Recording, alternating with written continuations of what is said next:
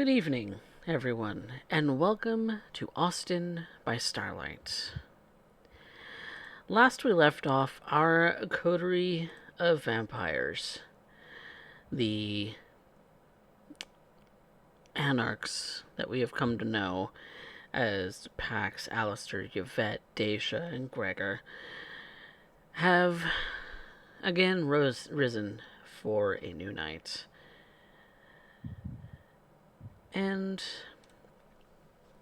things have been slowly but steadily preparing for the arrival of Gregor's sire, one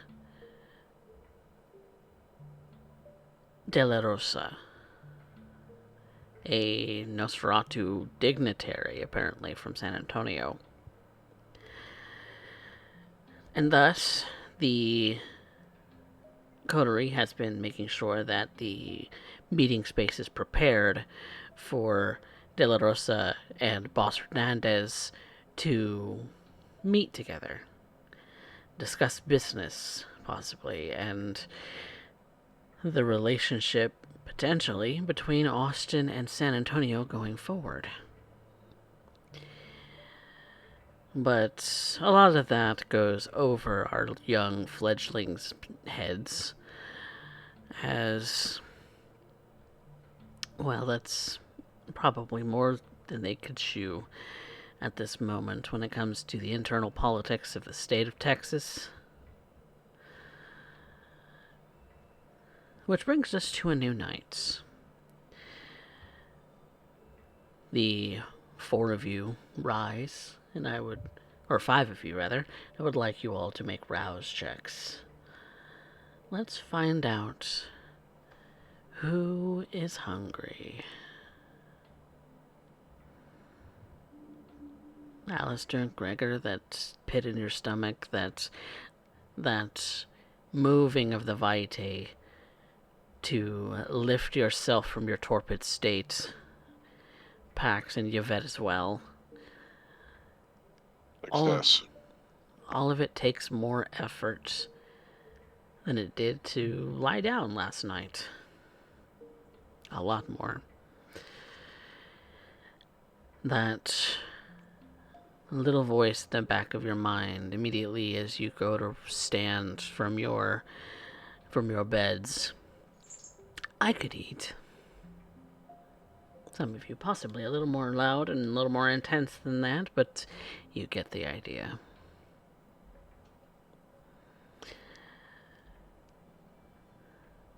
Yvette, during your usual rise in the morning, as Dale is wishing you a good night, passing thoughts of, I could eat.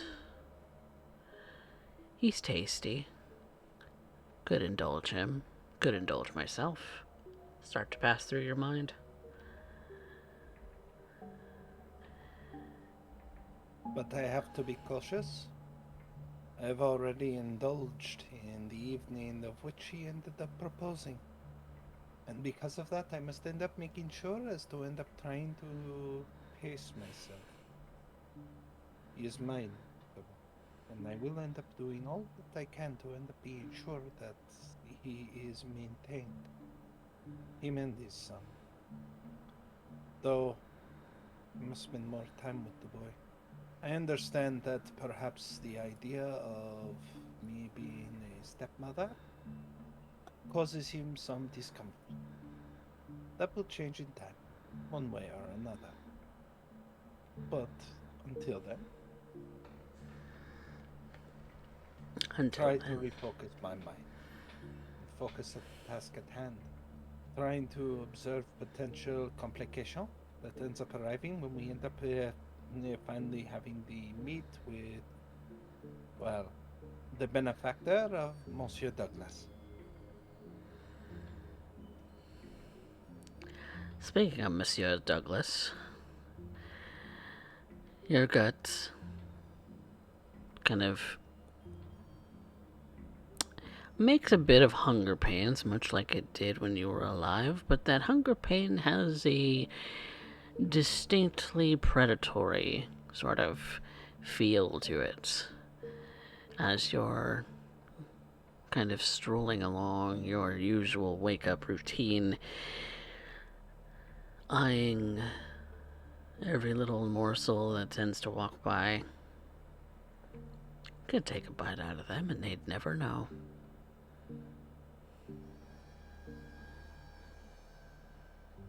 Soon,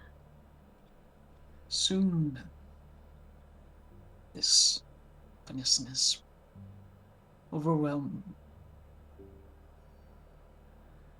I fear that the longer I wait, the more beastly I. And all the more reason over these years I've avoided such a fate. I have killed. Regret it. I only hope moving forward. Well, I suppose time is running out as it is. Because beyond the craving, warm liquid inside others, beyond the craving of. There is another craving in me. I have to enact my plan soon.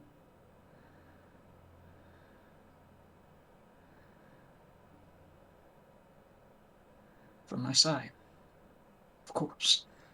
Of course.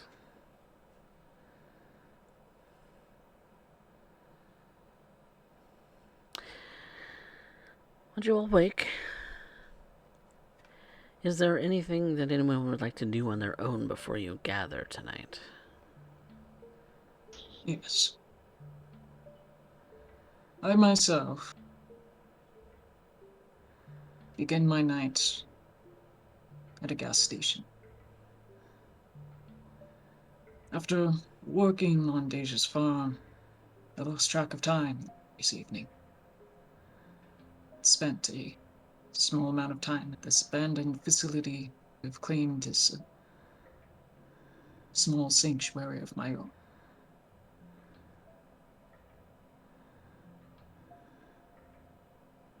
It is, well, hiding away the car makes it easy enough to keep everything else hidden. I hid myself beneath the floorboards, but when I awaken, I know what I must do. There is a certain call I must make. There's only one way I can make this call, however.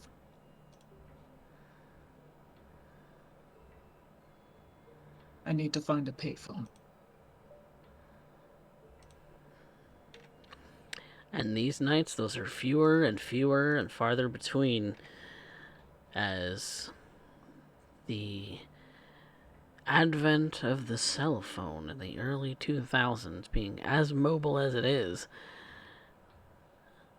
becoming more and more popular, more and more accessible, more and more, even over the last 5 years, more widely used. No one has really been keeping much in the way of payphones around, so I think I'm going to have to ask you for an investigation with wits or resolve, depending how long you want to take on it. It'll take as much time as necessary. It's the same dice either way. Hi. So resolve? Resolve and investigation, yes, please.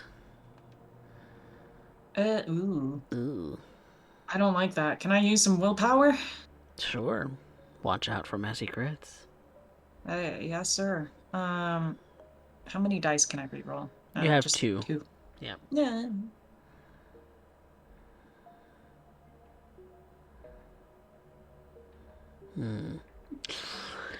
With them being even fewer than they were half a decade ago, you're running out of luck.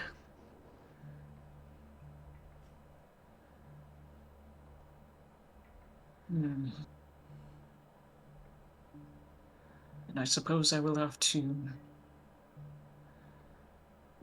get a reference.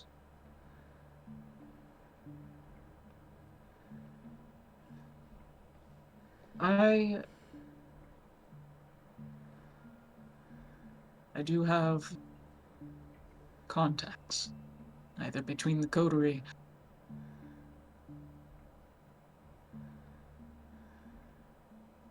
or between myself. There is one person I could refer to. Well, I will have to see first.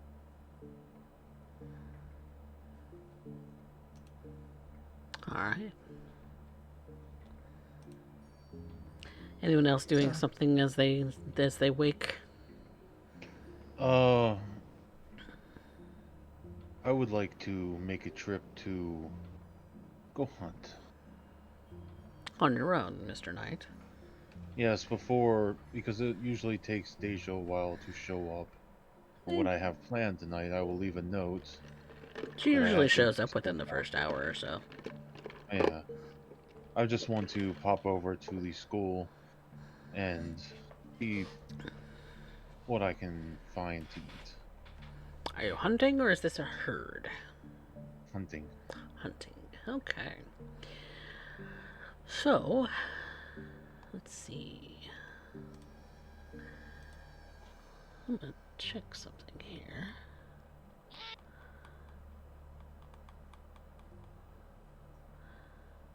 I heard something. It was a cute something.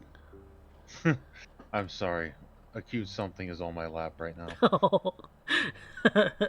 It's the baby. Yes, he wants something and I don't know what it is. Fair enough. Okay. So... Sorry, I'm just looking at a map. Okay, yeah, that's fine. So you head over to the university. It's a simple enough jaunt, and it is within Baron Kane's territory, so far as you know it, as his territory is clearly divided by the river that goes through the city. He takes the north half, and Baron Santos takes the south half. And so you go to the university, and so I'm going to make this, since it is late at night, it is going to be a... First of all, how are you going to go about this? Because this might actually change the difficulty. I would be looking for any of my TAs or, appointments that I might have on the books to feed within my predator type. Okay. So, kind of going off of your following a little bit, Yeah. but not really utilizing a herd. Okay. So that's going to be your predator roll. And the chase of this section, this particular part of the domain, we'll say is a chase 4. So that's going to be a 5 plus or 4 plus.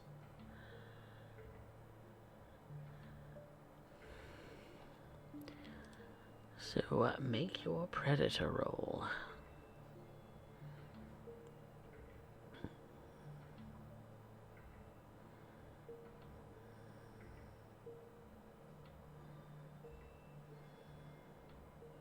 Okay.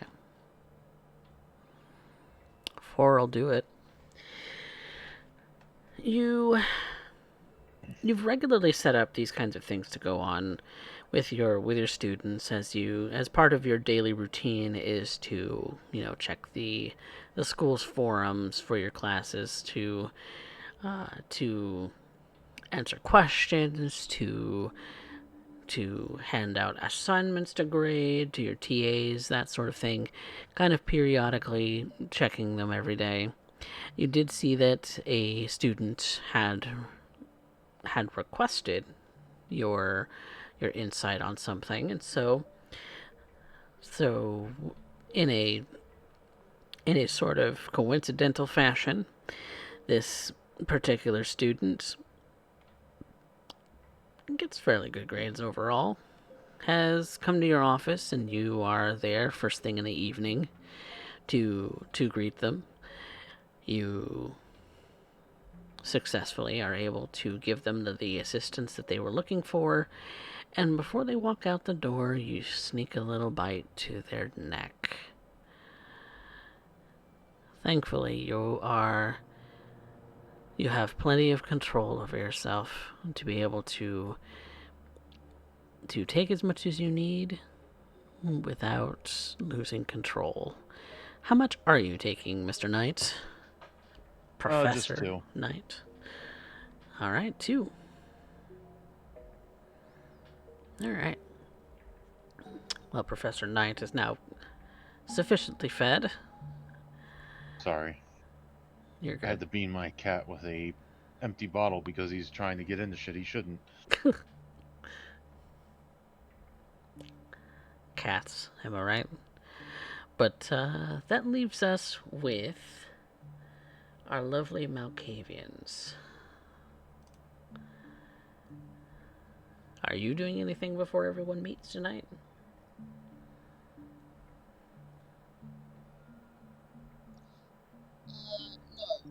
No? No. Besides her usual meeting up with the dog. See if he needs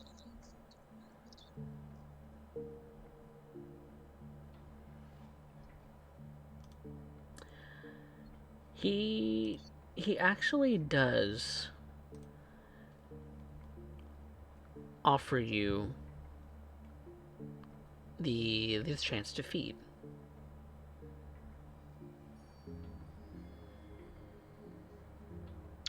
She is going to take it. He is actually in good form tonight, and so he is perfectly well enough to assist you in that. It's the usual affair where you know that he is a very powerful man, that should he desire it, you would be gone in an instant. But thankfully, he doesn't.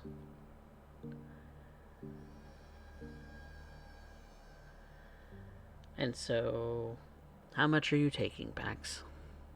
$1. 1. Okay.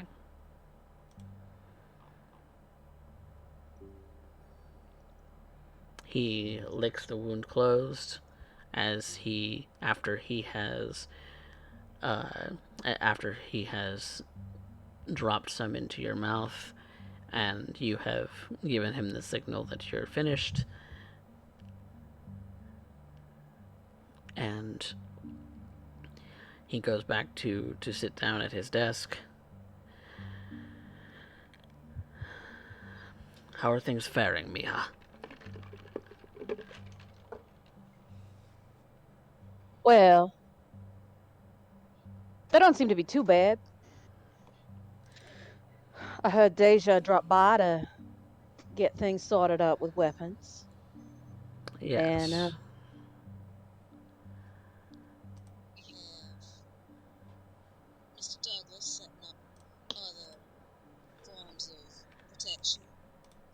Of course, of course. And I'm organizing an escape route for you in case things go sideways. Oh, well. That's quite interesting to know. Thank you very much for that, Pax. Well, when it's finished, I'll be sure you have all the details. Well, fantastic. I'm eager to get this over with. Boss, is there something about this meeting that I should know? It is a simple business meeting. De La Rosa and I have had business contracts before, and this is simply a renewal, in a sense, a a sort of renegotiating the formalities of our relationship. Fair Shouldn't enough. shouldn't go awry, but you never know.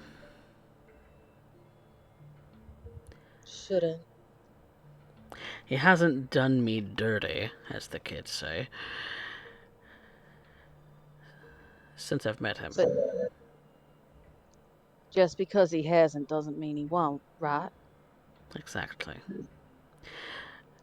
It's a cautious friendship, I suppose you could say.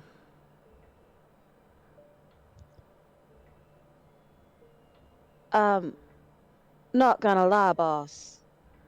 I can't shake this feeling that there's something not quite right.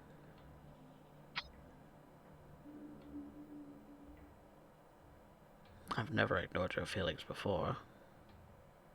Please. And he gestures for you to sit down. She sits and she frowns. She says, I can't put my finger on it, but something smells fishy. I mean, I sincerely hope that's not the river. I hope not either. No, that would be disgusting, wouldn't it? It would be. But I don't know. I've had this feeling ever since Mr. Stoneford failed in his assignment. He was given faulty information. As And then Mr. is Douglas, he just gives me the heavies. I mean, that. I'm polite, but there's something not quite right. The appearance of the Nosferatu can be quite upsetting. Boss, his appearance doesn't bother me. Are you sure about that? It's, I mean, ugly is ugly does, but there's just something, I don't know, just doesn't feel right. Well, I trust you'll keep an eye on it, as you always Toss. do. Well, that's why I'm working with Deja to set up contingencies. I knew I could count on you, Pax. Always, boss. You know I'm gonna always keep your best interest in mind.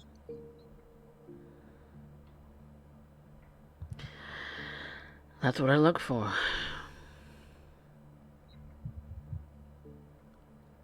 I look for I people know. who are committed. Family first, always.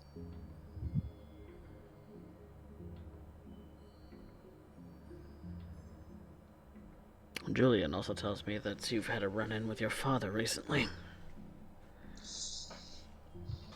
Yeah, yeah. It's something about him getting involved with the pigs. Briefly. Thankfully, it's been handled, and he knows that he's under a watchful eye. But, boss, far be it from me to speak well of my old man, but I, I really don't see him opening his mouth. It's He'd do another... anything for the family. Of course he would. As would you. As would Julian. As would any number of our people. But understand, Pax, that even though family comes first,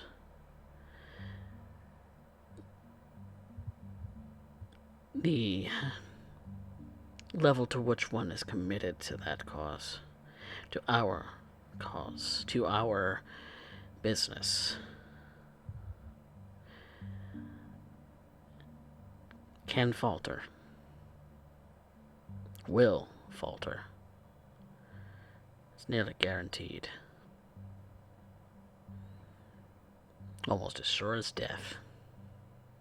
And you think he's faltered? I think anyone could. Again, cautious friendships. Of course, boss. I love my family. But it doesn't mean I won't pull the trigger if I have to. Well, we've seen that happen a far few times.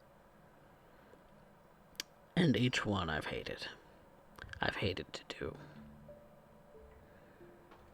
It's a dark thing to have to do. But necessary. Gotta cut off the dead branches of a tree, or it'll eat away at the rest of it. Especially if they're sickly. That's right.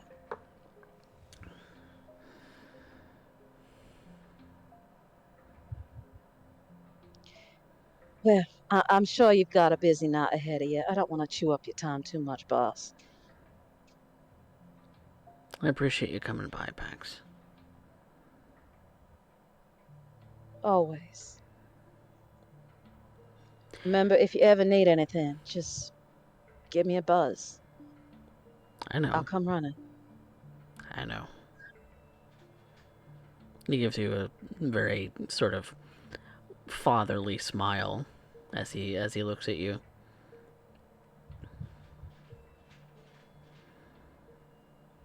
And don't you worry. He's never going to lay a hand on you again.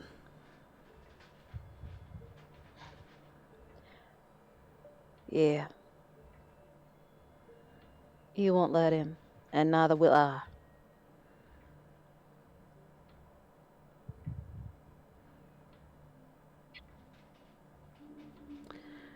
Have a good night, Mika.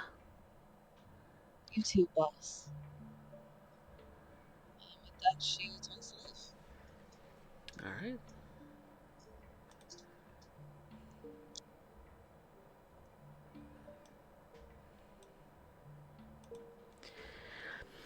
And so, you all gather.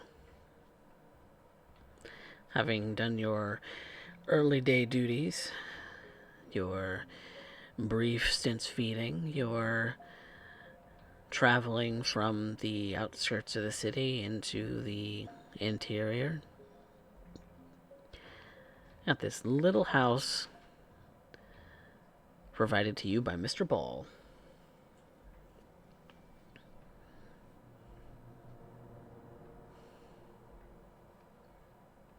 What do you do?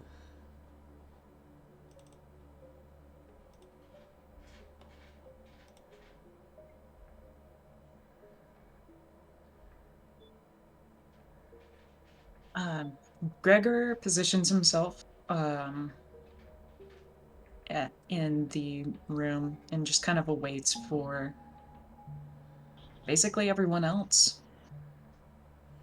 The moment I will make a note that for the most part he is friendly, he is polite, he greets everyone.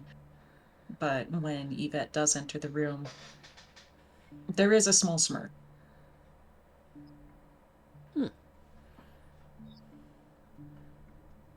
You would notice this, Yvette, this small smirk on his jagged toothed mouth.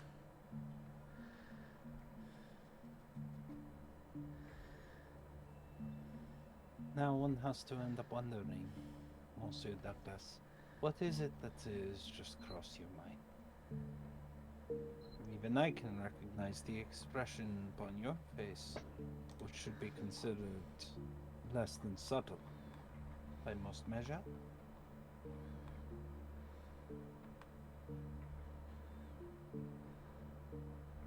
Merely a friendly gesture.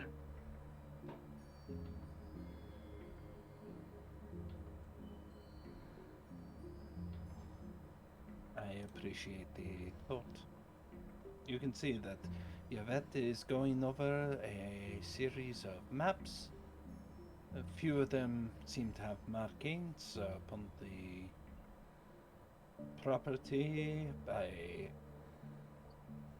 viewing of what could be constituted as ways of action. How some may approach the property, lines of sight, also nearby locations amongst the city, primarily to get back to Monsieur Kane's domain, the Baron himself. But there's also a few other markings that are closer to the territory that this coterie has claimed at this moment.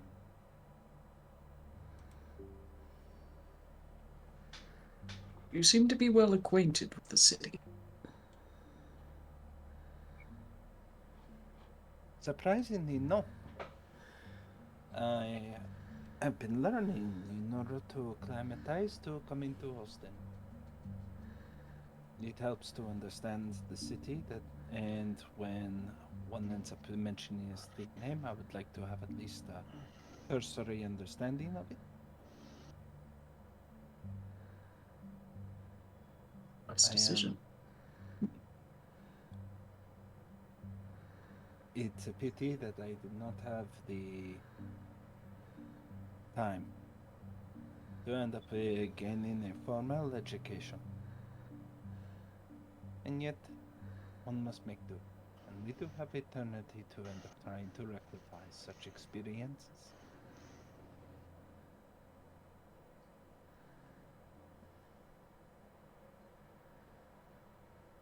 Indeed. Perhaps, if it's of any benefit to you, I could accommodate providing you transportation as you make these explorations. I would think that you would be too busy to do so with your new companion, the one who you've already escorted.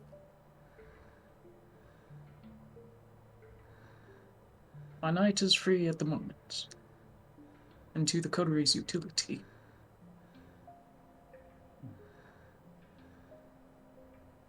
Certainement, I would not be opposed to it. At the very least, it gives me an excuse to end up doing so and getting out of my routine. I have been having to turn down calls, unfortunately, in order to prepare for this situation. And when your benefactor returns, De La Rosa,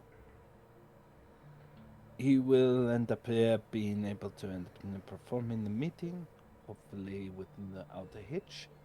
And well, I trust then, in time, the compensation will be adequate.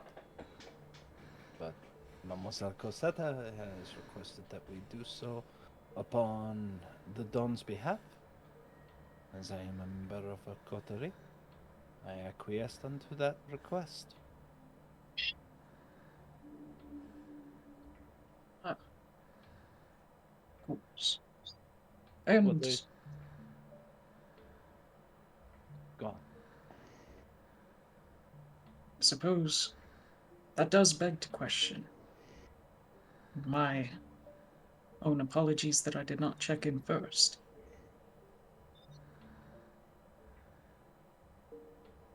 Who, at this point, would Pax have entered the building? Yep. About everybody's here Yeah. at that point. Okay. I would say Pax probably hasn't entered the room. If there's a conversation going on, she won't walk in. Okay. At this point,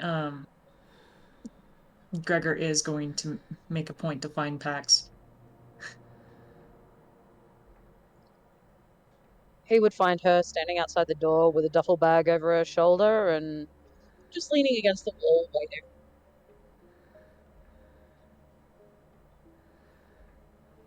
Miss Cosetta. Evening. How you doing, Mr. Douglas? Certainly well. Well rested. And yourself? I'm good.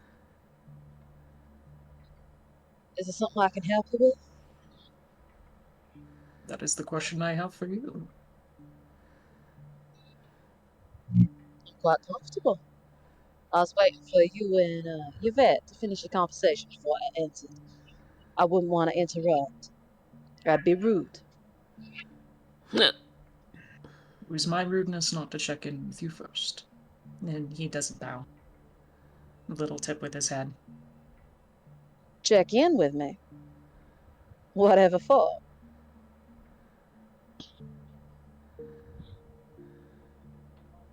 To understand if there's anything I may do for you tonight. Uh, hmm. I didn't really have any plans for this evening. So now I'm good.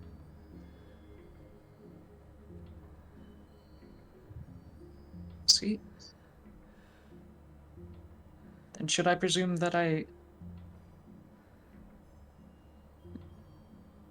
join Madame LaCroix on her adventures this evening? Well, if she's okay with you going, I don't see why not. Don't need my permission.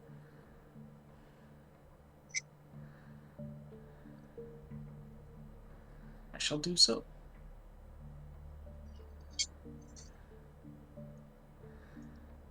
Though, if there is any need for you to get in touch with us, I presume you have her own, what is it, cell phone. Of course. Excellent. A trouble that I have not had one. It's made it very difficult to get a hold of me. Well, in That, this day and age, they're reducing the local payphones. Gotta poke into a store and ask if they've got one they're willing to lend out. Or you can get a burner. um, you notice that Gregor kind of tips his head to the side, almost questioning. Pax pulls out her own phone, which is a little old brick, and holds it up. Little cheap thing that you can just throw away at a moment's notice. Yeah. Younger folks within my own city have mentioned this before, but that I myself was told not to simply carry. Yeah, it'd be easier, but unfortunately, in the day and age of modern technology, we still gotta find a way to keep up with the times. Word of mouth isn't so good anymore. So we do what we can.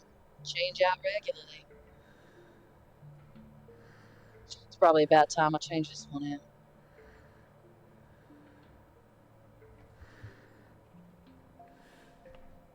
I suppose I've gotten too used to the glyphs used in the San Antonio. You mean the markings? He smiles and nods. I'm surprised Well, I you've heard mean, of them. well, you can use that too. But it's not a fast way of communicating. And when you need to get knowledge and information across quickly, it's not exactly ideal. Besides, who wants to be checking every fucking location in the city about 5 times a night? That looks more suspicious than anything. I suppose in this day and age, you're right.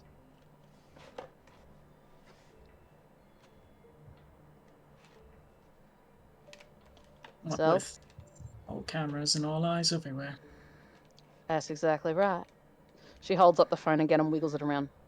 So long as you don't say anything stupid. These aren't too bad.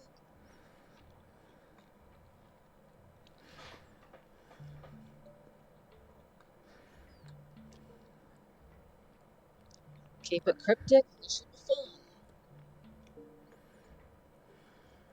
Consideration indeed.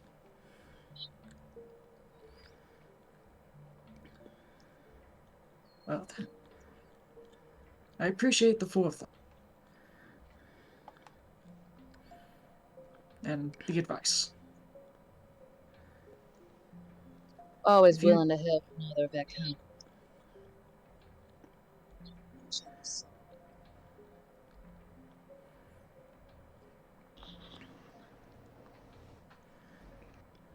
should you need anything from either I or Madame LaCroix, we will be together. At least for the moment. I'll send her a buzz if you need anything. Looks like you gotta hang her on for the evening, Yvette.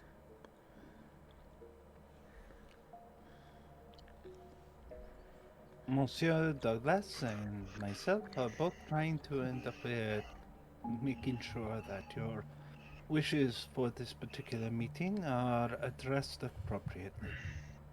I appreciate it. Mademoiselle Cosetta, will you be needing anything before I end up departing for the earlier portion? I'm set for the evening.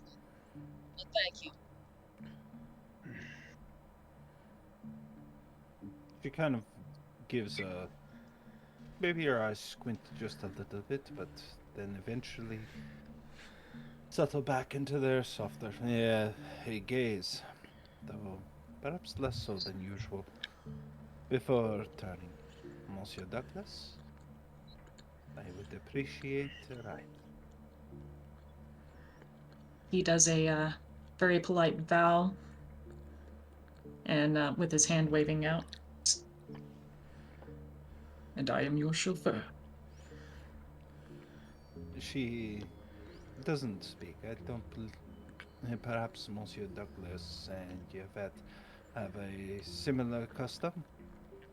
It has already been accepted, and she starts to walk towards his Rolls Royce.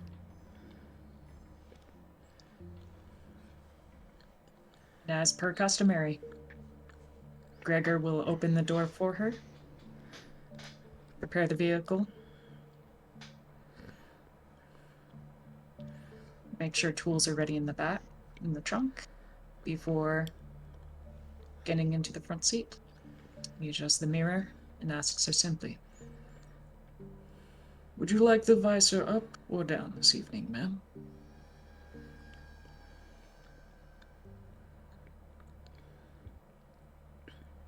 She kind of looks out the window, maybe enjoying the comfort of the seat.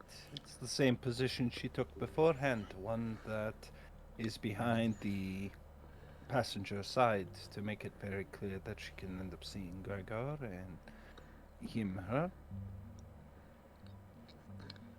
Keep it down, Monsieur. Here, Gregor.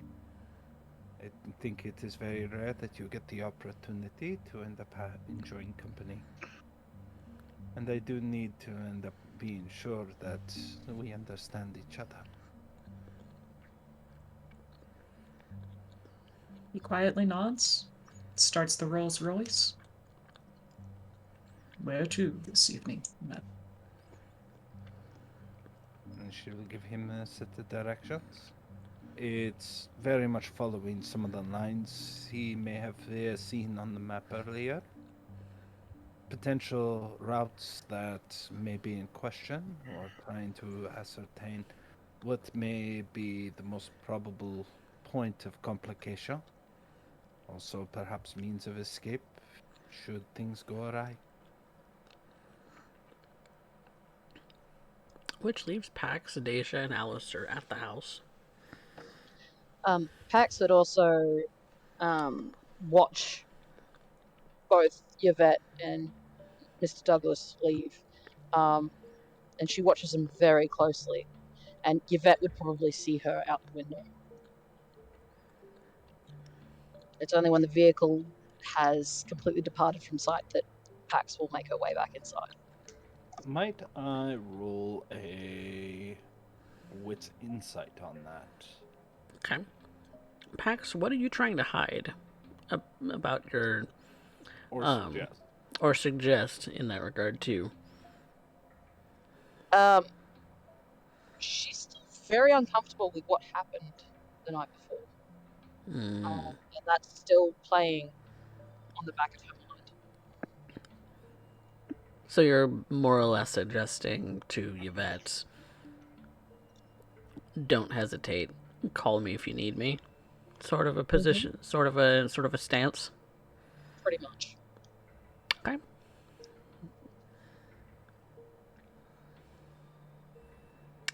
And if you're not wanting Gregor to pick up on that, Oh, she doesn't care if Gregor picks up on it. oh, okay, fair She's enough. just, yeah. It's very overt. Then yeah, then Yvette, you would pick up on it. You would pick up on that call me if you need me sort of stare that Pax gives you uh, as you kind of peer out the window and watch as she disappears from sight, and you are driving off.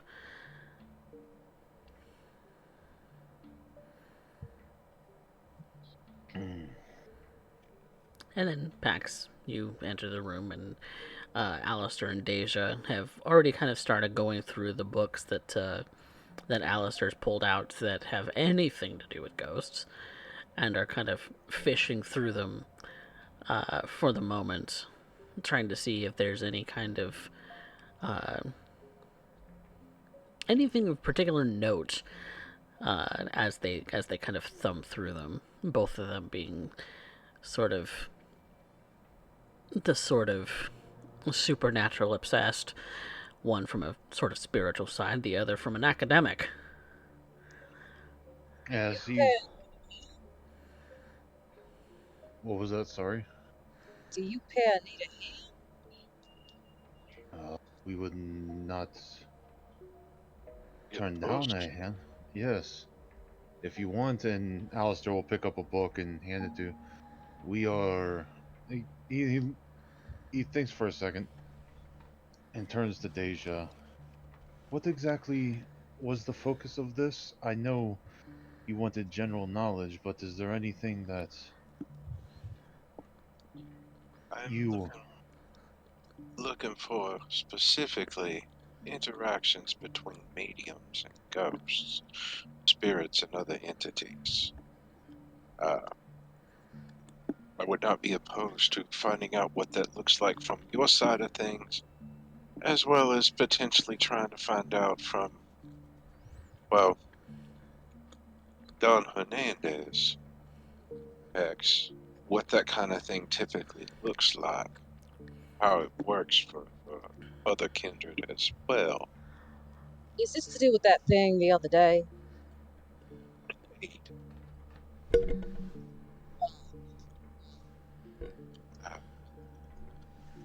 Madam Alexandrov said I should do some research of my own into this to see what I could find as she's doing her research as well.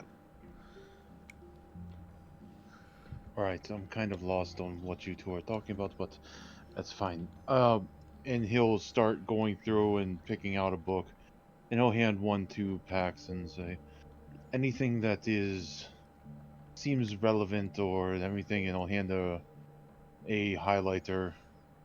Go ahead and mark it down, and then I will be compiling a tome of this later, so we don't have to go through so many books. Wait, you want me to mark? Yes, these are as much. Well, to be frankly, there is little truth and a lot of bullshit, and I would like to compile all of this into books that we can use a little more freely. So you wanna mark down what we're looking for that has to do with kindred bullshit, so These that when books will other be people, destroyed afterwards. It might be better to just make notes as you go. What's real, And what ain't. I feel more comfortable with that. that's fine. And he'll look down to his side and open up his satchel and pull out a leather-bound journal. Here, just start with this, and we'll have a few of these. We can compile what we can, and if you find anything interesting, let me know, and we'll cross-reference it on. See if we can find anything online. Ugh. Online. Yes, but there's a wealth of information that we can find. There's a limit to how It's much technology bullshit. I'm willing to use. The majority of what you'll find online is bullshit. Yes, but like I said, we have to sift through that to get to the heart of this matter. All right, all right, all right. I got a gist of what we're looking for. She opens up the book and she just starts flipping through. Oh, You said that there's potentially places I might find books of this nature somewhere uh, there are a outside couple of your collection. used places we can go and check, and I know of a few used books websites that we can check on to see if there's anything that's outside of my collection.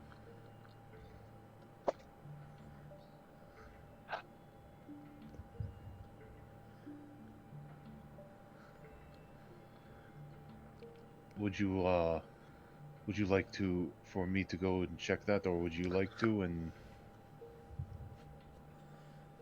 I can do the online search if you'll give me kind of titles that I'm looking for. Make this a whole lot easier. hmm, that's the problem. I don't know all the titles. You have to go through different what's the word? Genres, and try to find what looks like it could be useful.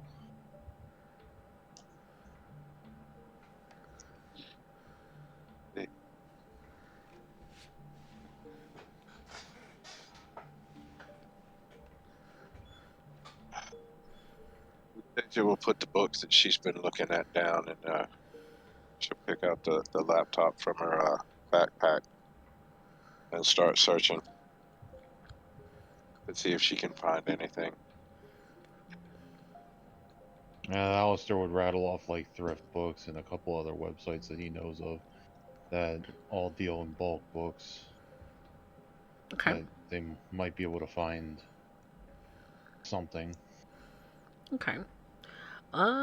Then for Deja, I would like you, since you're doing the search, to do a resolvent investigation, and we'll see what you come up with.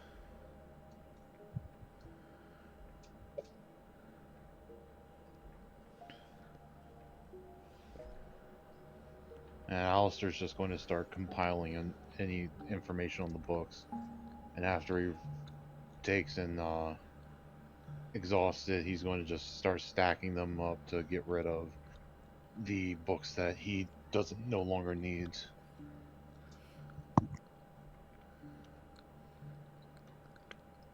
That is 4 successes. Okay.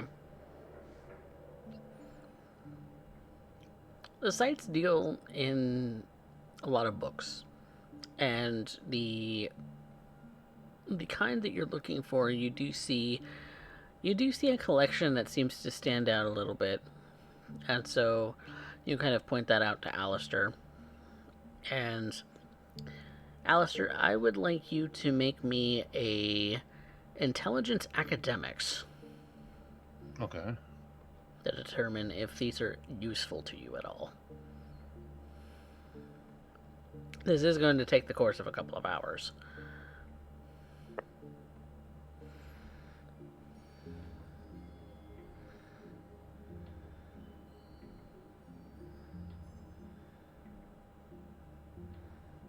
Ooh.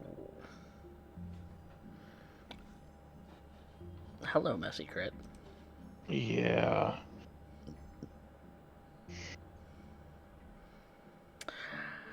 Okay. You're in a compulsion, Aliester.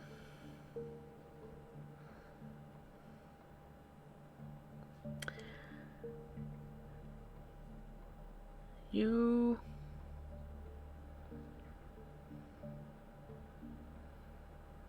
knew. You knew you would find something. And it's your intelligence, your mastery, your incredible wealth of knowledge that's caused this to happen. This is your prize. This is your doing. You're the greatest asset that there ever was to this coterie. And so you are under the dominance compulsion. You need to beat someone at something and lord it over them. You've already proven that you're the best at this, that you are the best person for this job. So now, prove it again.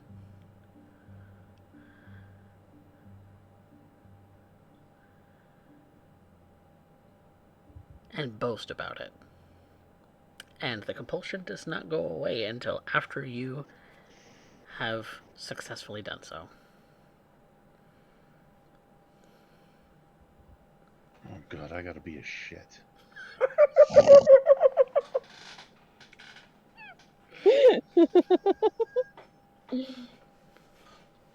Oh, this is gonna end well. Oh.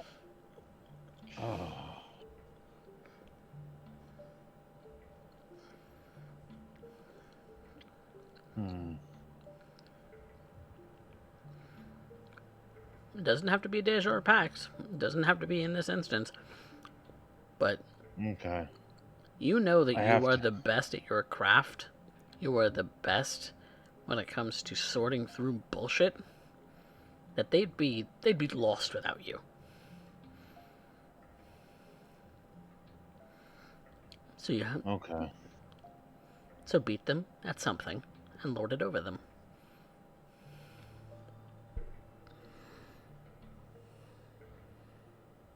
You desperately want to prove that you are the best. I have a question. Mm-hmm. How long have we spent doing this? Couple hours. At this point, Pax is like, can we just be fucking done with this shit already? Is on the same page. I don't know how you can spend hours and hours upon hours of just sitting here reading this shit. It's driving me nuts. My eyes are going fucking cross-eyed. I gotta step away. Deja, you were reading a particularly bad fiction book for young adults. Pax like drops her book and lays back on the couch, and she's like, I can still see the words. Why? Pax, you were reading a particularly dry textbook that was trying to prove the supernatural ? This is all shit. Like, it's all shit. What the fuck? Alistair's just going to look at the pile of books that they've gone through. Whose pile is bigger?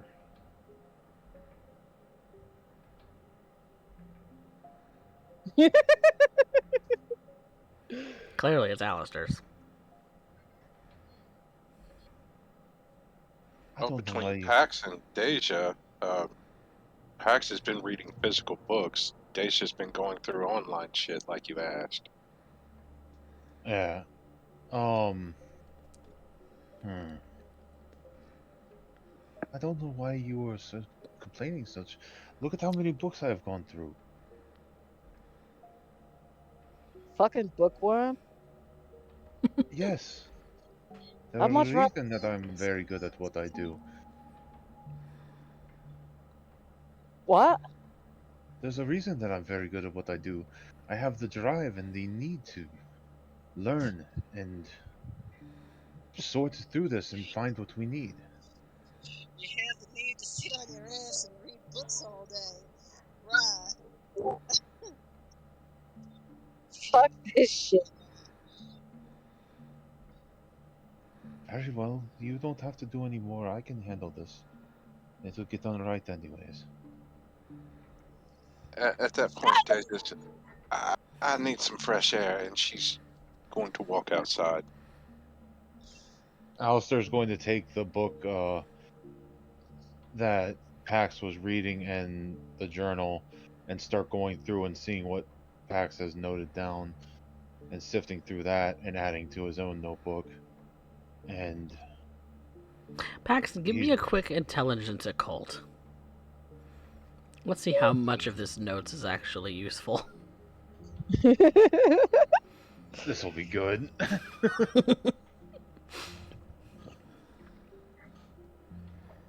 Huh. Oh, not bad.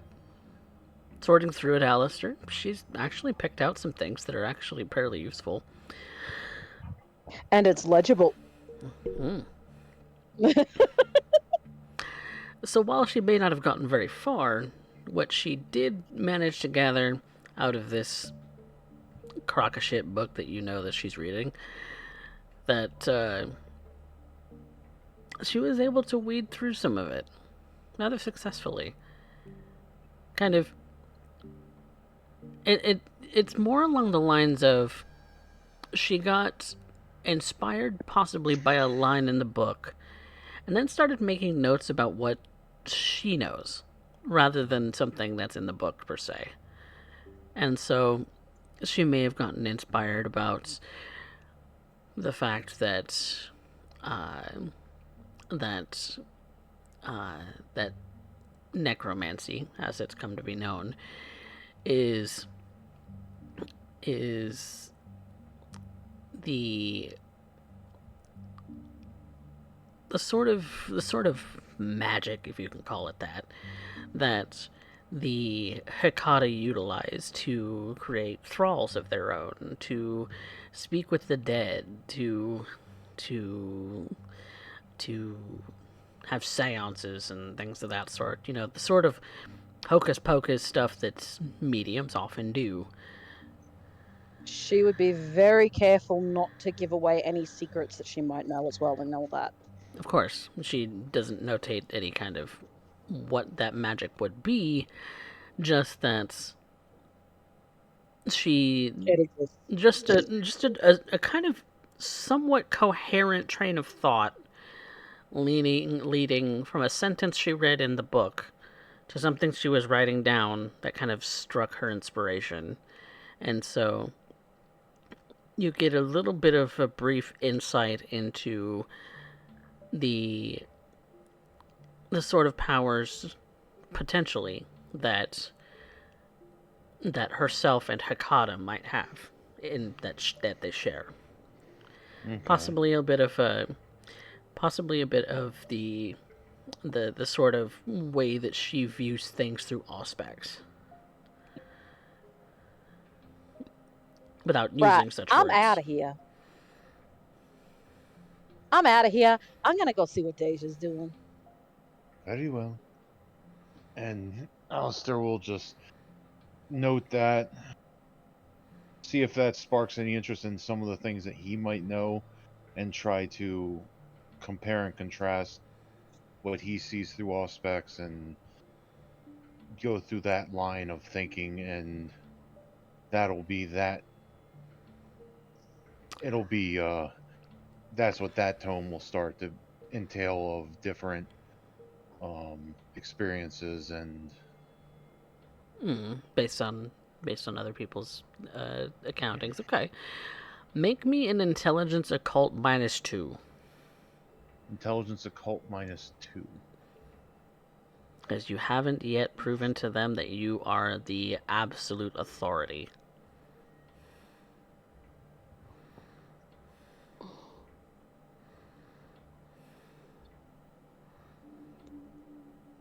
And you're kind of getting caught up in it.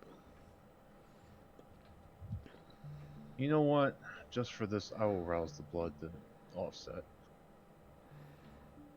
Okay.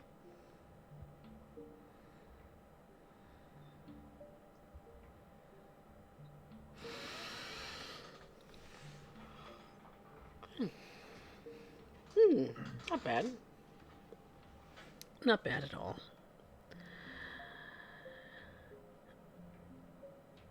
There is a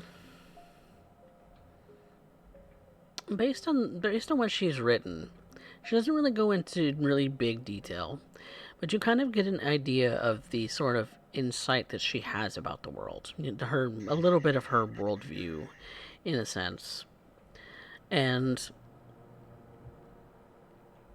the way that she sees and what she describes that she sees as far as spirits and other such things goes is,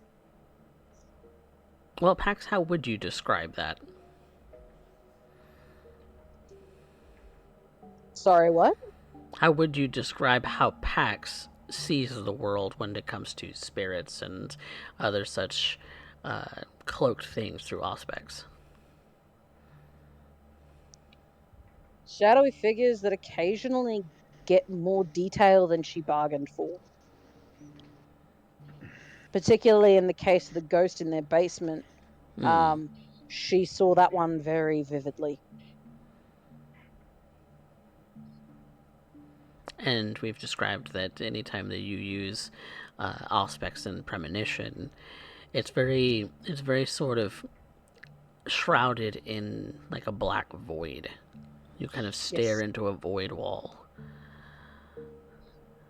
It's kind of like looking directly at the veil and then through it. Mm-hmm.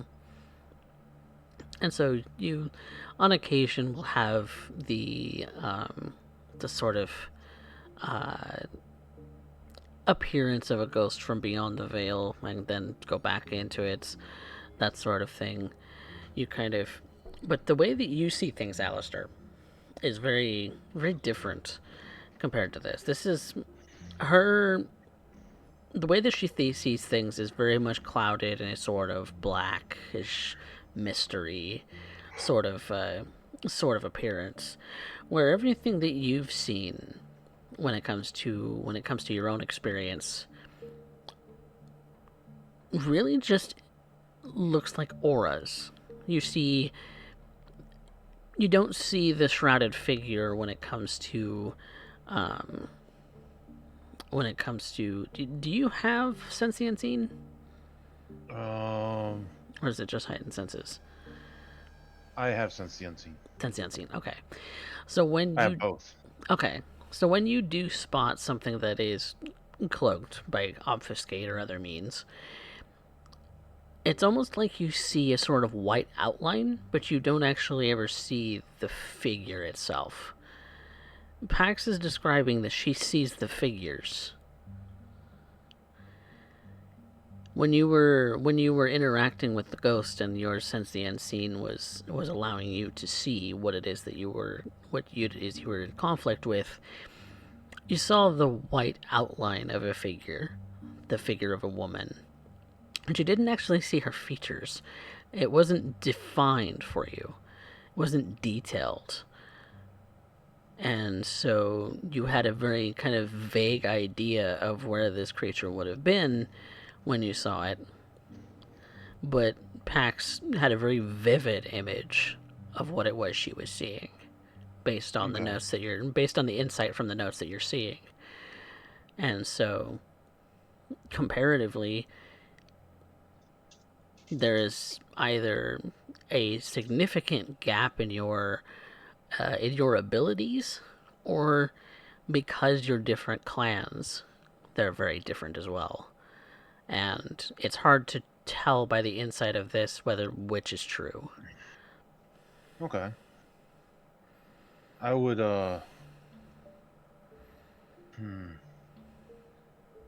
And it is still written in very vague terms, but that's essentially what the Yeah. notes were about, is... I would just start, like, I guess to prove myself, I would keep going and I would just knock out all the books that I can while, like, messing around with the laptop and just going back and forth, cross-referencing and writing down in the journal of everything and throwing a book here or there to the side of that after being done with it, Okay. and just go through it like full analytical machine. Okay. Aliester is a book processing machine. Meanwhile, Pax and Deja, you're getting fresh air. Deja having walked out first and Pax walking out second.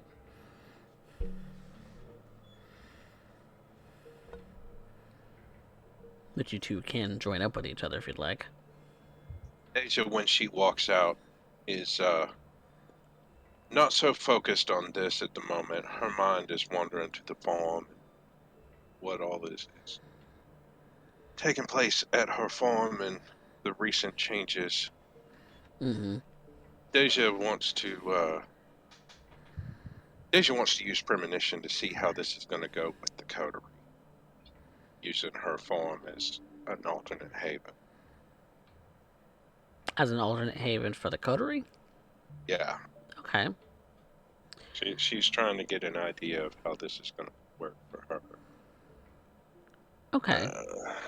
Roll me your premonition roll then. Because you haven't done a premonition about that topic specifically, have you? Okay. No. This is no. The last one she did was about the issues that were brought up with Gregor and this being used as a Hmm. Hmm.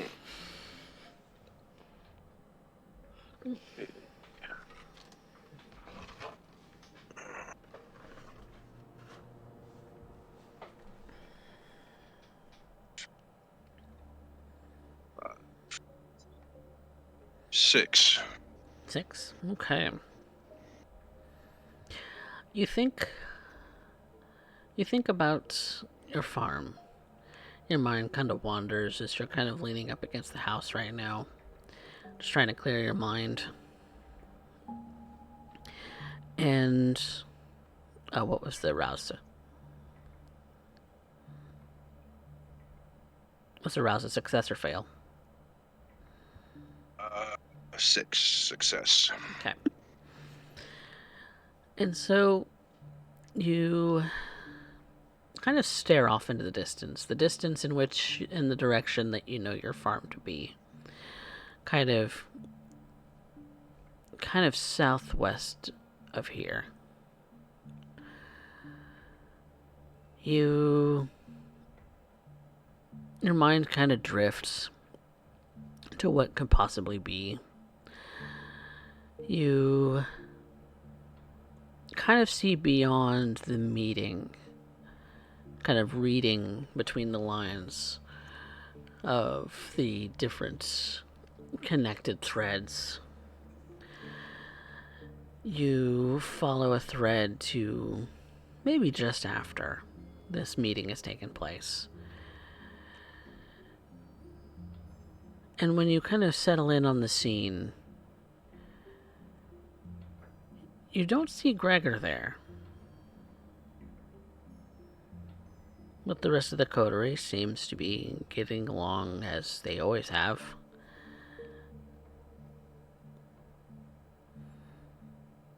But it's very vague. The figures in the image that you're seeing don't move.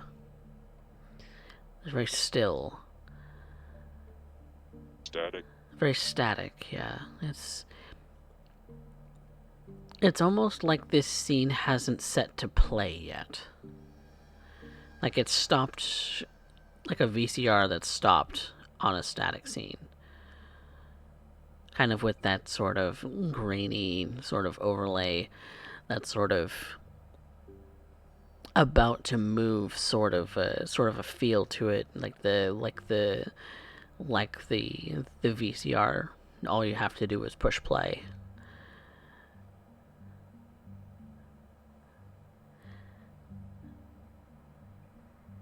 And when you follow that thread back, you see that there's a number of different connected points to this, and that's you follow another thread, and it's just you and Pax.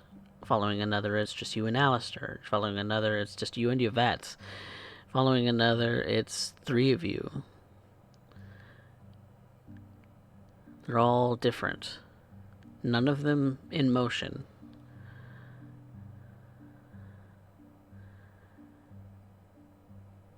It seems like there's too many junctions. There's too many things that can branch off of a specific point. That's one of those things at that point where this branches off will press play on the one that will be the one that will exist. Can I follow any of those threads back to where everything is moving and flowing? Or is everything that I'm seeing just static and immovable at this point? The meeting itself is the point where things look like they're moving. Everything is in place. All of the pieces, like your coterie mates, Don Hernandez, Gregor, possibly this De La Rosa. It's hard to know what it is he's supposed to look like because it's still a sort of vague image. But it seems that this scene sort of starts with the introduction of everyone and plays to everyone sitting down in their respective places. LaDawn and De La Rosa speaking to one another. What about? It's hard to tell. Everyone part ways, and the scene starts over. On repeat.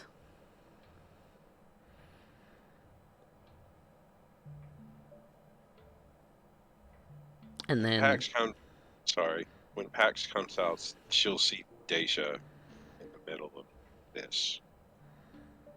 it's almost like Deja's eyes have rolled back into the back of her head. And Deja, that's when the vision and your attention is drawn back out to the real world. Because you hear Pax shut the door. Pax would move up to her and touch her on the shoulder. Hey, hello. Everything all good? I don't know. Something was happening. You caught me in the middle of a vision. So, quite an enigma to me at this point. What'd you say?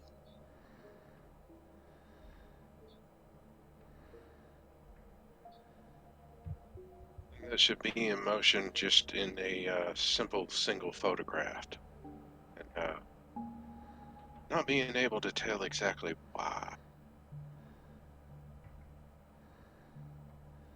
So,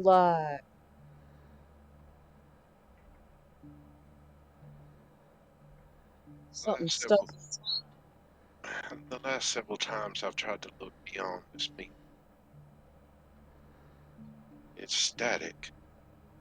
The images are static, not that it's static. There's no motion, no movement, no flow to it. It's stationary.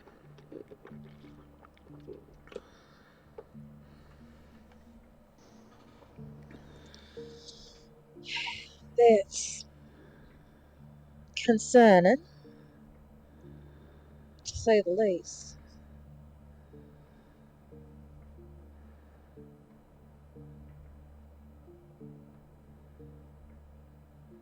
Still have concerns about this meat.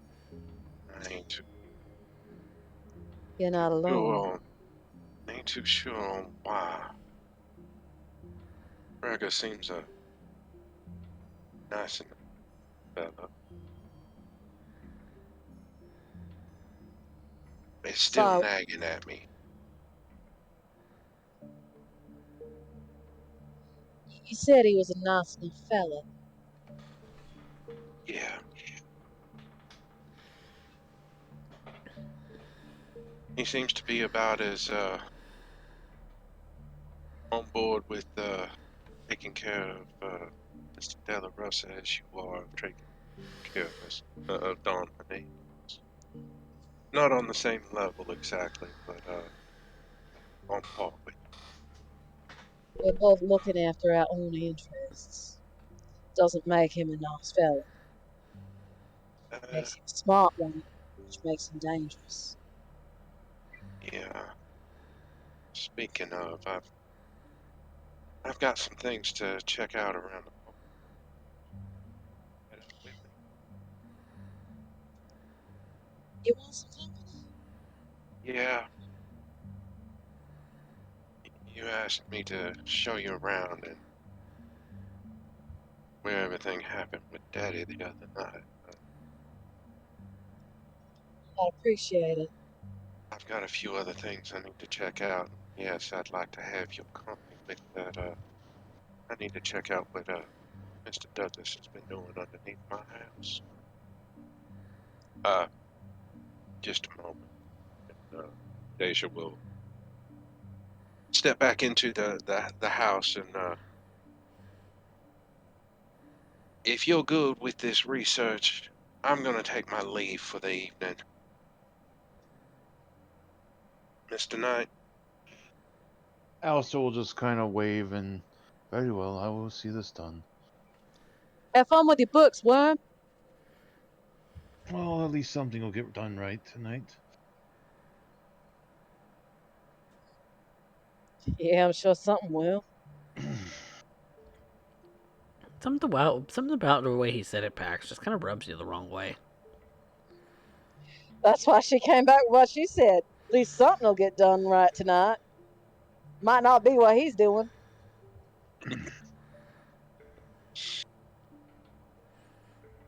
But in the meantime, Gregor and Yvette are in the Rolls Royce. Where are the two of you headed?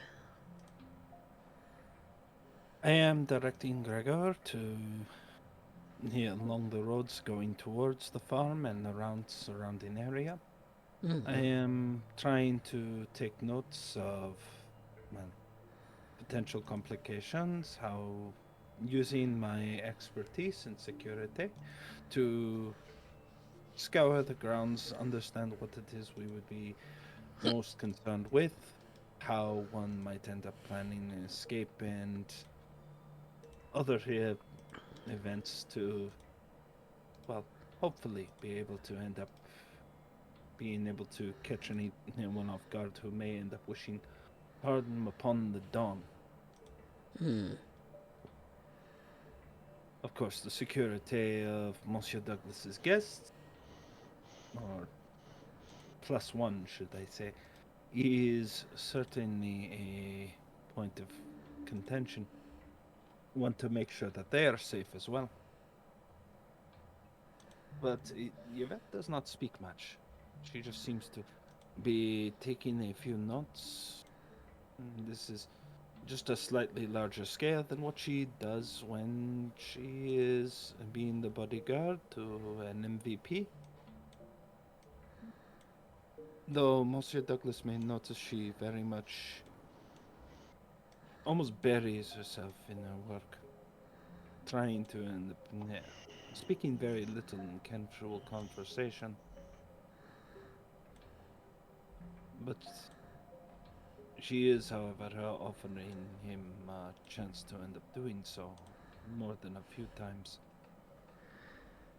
She just doesn't seem to wish to distract him from the road, nor her from her duties.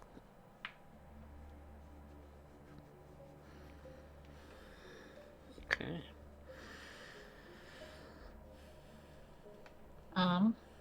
Gregor will continue along with the road, and the entire time, it's kind of apparent that he's trying to look. He seems to like pay attention to the roadside, almost as if he's looking for something. Does he make this apparent?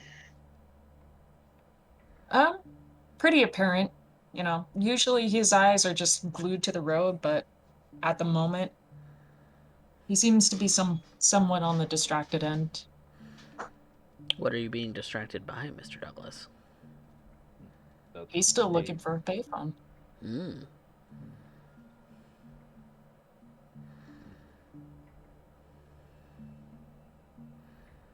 Monsieur Douglas. It's very well. I would not expect there to be much for your eyes to wander to. Is there something that you are trying to appropriate?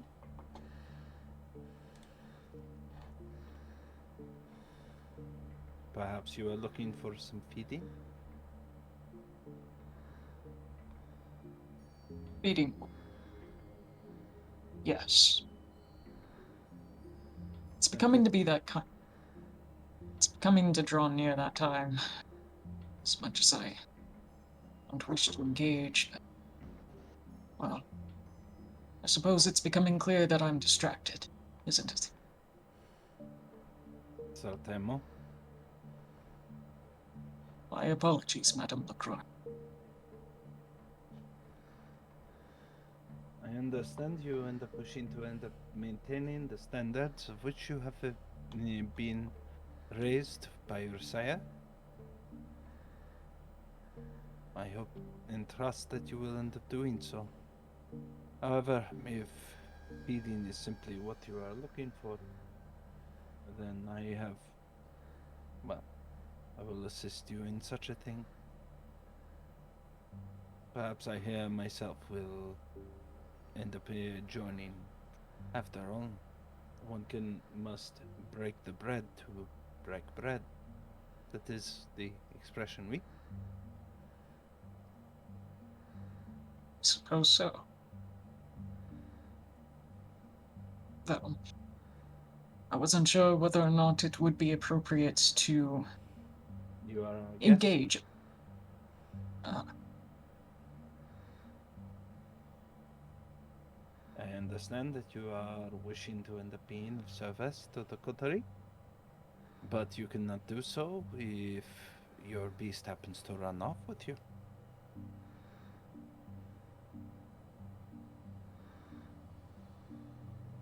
It certainly would not be what I desire. And most certainly not in front of such gracious hosts such as yourself.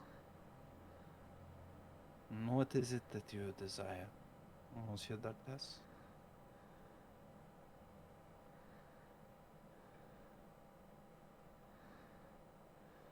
He thinks about it. Perhaps we can find a hitchhike. Is that your preference? It is what I'm used to. Neurosaurus, no less. Very well. Allow me to assist. If it is comforting to you. Would it not be a bother for you? You are my guest and I am at the service of Mademoiselle Pax. You are a the word be? You are a childer and an ambassador to a honored guest of the Dawn. Miss Pax would end up having you report well. You are in service to Monsieur de la Rosa. I am in service to Miss Pax, and by extension, the Dawn. We are comrades in this particular endeavor. As such, it is your well-being that we will consider. You are to perform your duties, and I wish for you to do so at your full capability.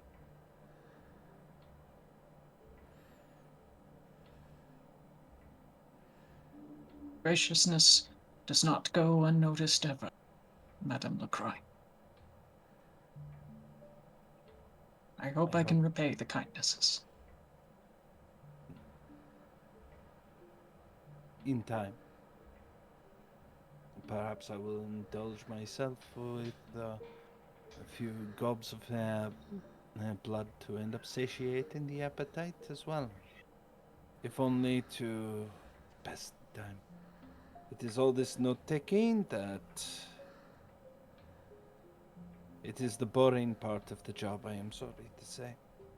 If everybody tries to imagine that it will end in some kind of chase from the movies, Fast and Furious. Reality is you're spending time sitting there with little more than a sandwich in hand and a soft drink and waiting for hours and hours in the car and getting frustrated that the radio continues to play the same song over and over again. You've heard it 12 times today, and it'll be another 12 times before you end up returning, going back to sleep.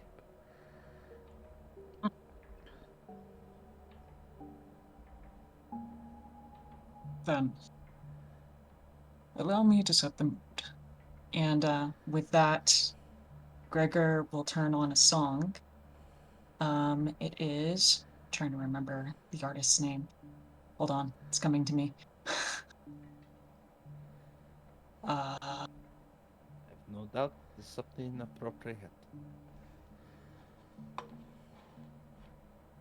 course, I doubt it's something that I could play actually on stream. No, but I want to name it.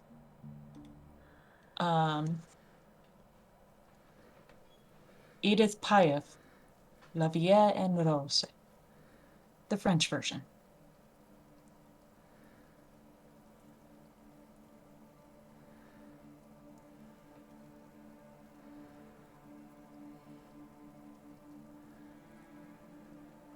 La vie en rose. This has been quite some time. Something held quite from near some time ago. I would not have expected you to have such a thing in your collection.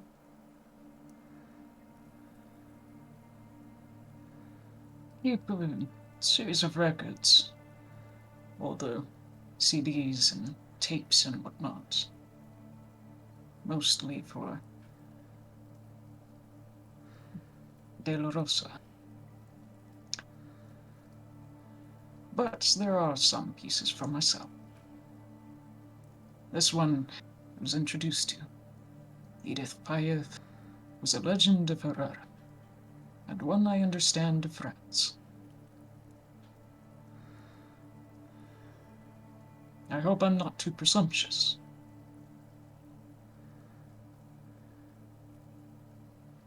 Not at all.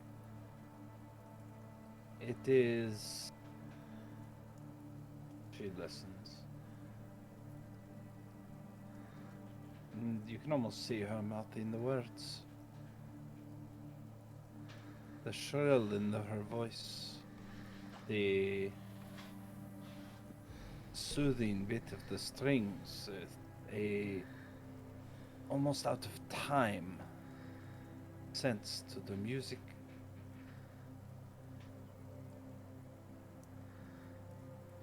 It is rare that I end up encountering my own language or culture, to end up hearing such things, well, it almost makes me think of Perry.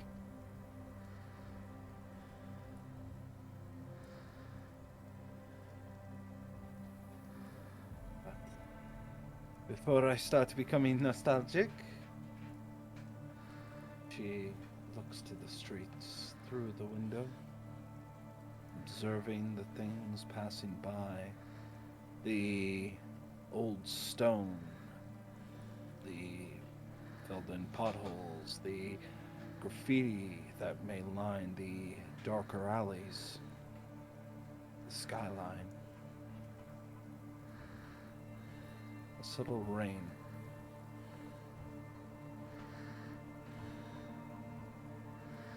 I think it is time for you to feed.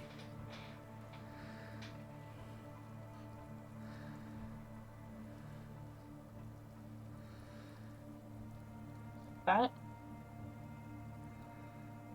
Gregor will attempt a feeding roll, and he will do it the way, well, ugh. This is complicated. Coffee. Mm-hmm. Gregor is set as a very specific feeding type. Mm-hmm. He normally hunts Alicat, literally just driving up to people, telling them to get in, and once they're in the vehicle, as a taxi, he just he does what he needs to do. All right. So, I am going to call for the first roll of this to be a wits and awareness, and the difficulty is set by the fact that you're driving. So you have to find an opportune place to pull over, and an opportune person to pull over to grab. So Okay. you are still within the city limits at the moment, so. Let me look at this. That's, that's an okay roll. And I'm going to be feeding anyways. I will Do I assist. dare? Oh, you'll assist? Will Thank assist. you. I Okay. will take the assist. So you get the +1 from Yvette. Yeehaw. Thank you. Whoa! Ah! Is that is that a messy crit? That is indeed a messy crit, my friend. Oh, can I do a little less messy? I can willpower the second one, or the normal success, the 10, but It's true. Alright, then I would like to willpower so I'm not killing a man. Well, this is just the awareness roll. This is you Oh. going up to the person. Okay, that's fine. You want a messy crit going up to the person? I'm gonna run them over. well, you don't know. You do know a compulsion's going to be happening if you let that roll go, though. Yep. I'll take the compulsion, that's fine. Give it to me. What we got? The Nosferatu compulsion. I gotta know. You gotta know something. You gotta know a secret. Yvette's maybe hiding something. There's something about her that just screams mysterious. And of course, as a purveyor of knowledge as your sire is, you want to live up to that example. What could you possibly learn from her? So, currently, you are distracted by the fact that you want a secret. But that does also mean that you have successfully spotted someone and some place to pull over for. Except you leap out of the car before it's come to a complete stop. Well- Yvette, the car is continuing to careen forward, even though Gregor has clearly left the driver's seat. I will reach through the window, gratefully that Monsieur Douglas has left it down, and bring the car to a rapid start or stop. Okay. Arrête. Make me a dexterity athletics. See how quickly you can get into that driver's seat in position to step on the brake.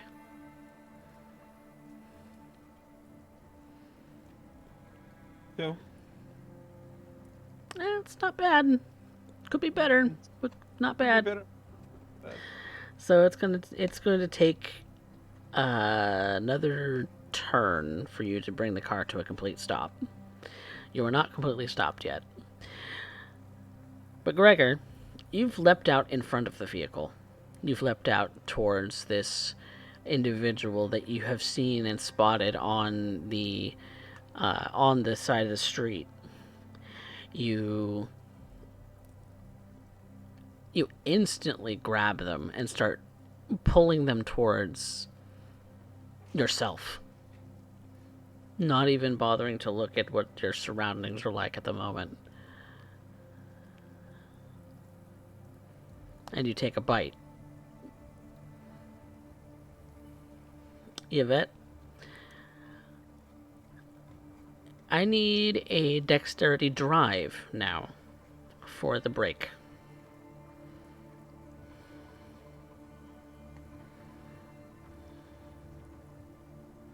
Very well. I shall do so. Okay. Okay. You stop just before you've hit Gregor. Thankfully, the car was going at a slow enough pace that you could actually make that stop, since he kind of leapt out and ran full bore towards this person, leaving you to stop the vehicle. But his teeth are sank into this person's neck, as you can see. And Gregor, you're not frenzied, so you're feeding. How much are you feeding on?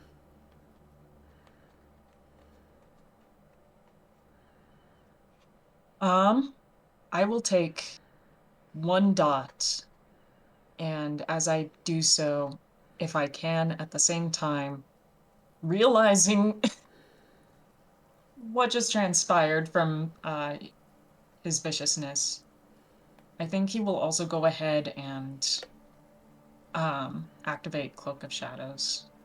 Or not Cloak of Shadows, what is it? The other one. The first level one. Cloak of Shadows is the first level one. Okay, Cloak of Shadows then. That requires you to be out of line of sight to Really? for the people And that you're in trying to darkness. avoid getting detected by. And you are standing in headlights, mon dear.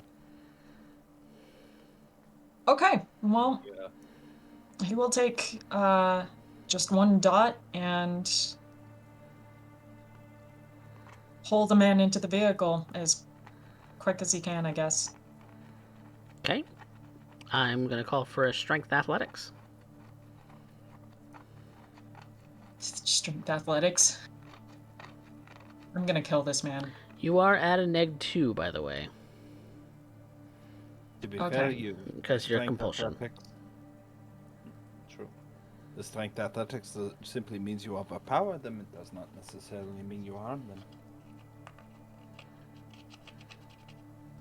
Yep. A -2 just means nothing. Okay. Unfortunately, I do still have lethal body. I don't know what that means. You have no successes, so you were not able to successfully pull this person into the car like you wanted. They're actually starting to get away. Oh, damn. And they're looking back at you, like, screaming now.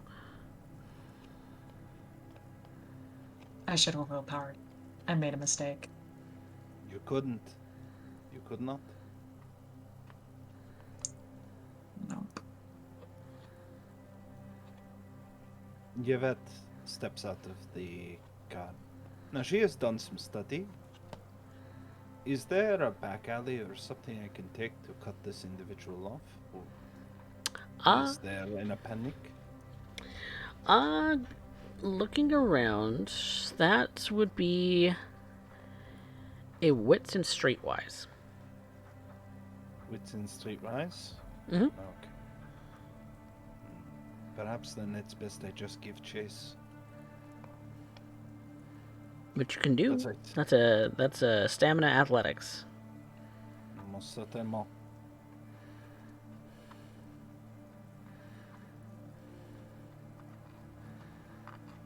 Trois.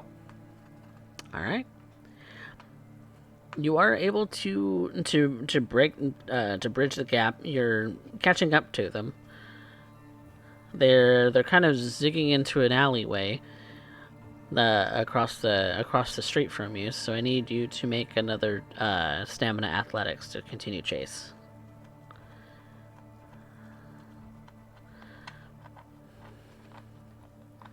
Trois. Okay.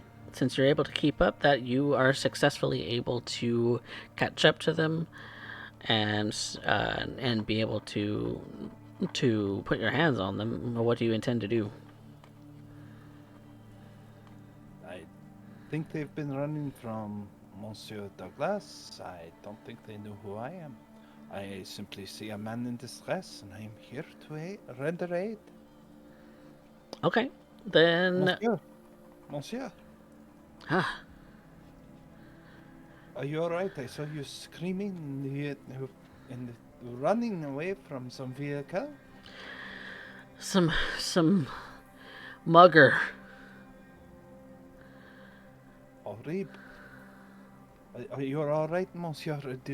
Are you missing anything? No, I think I'm okay. Uh,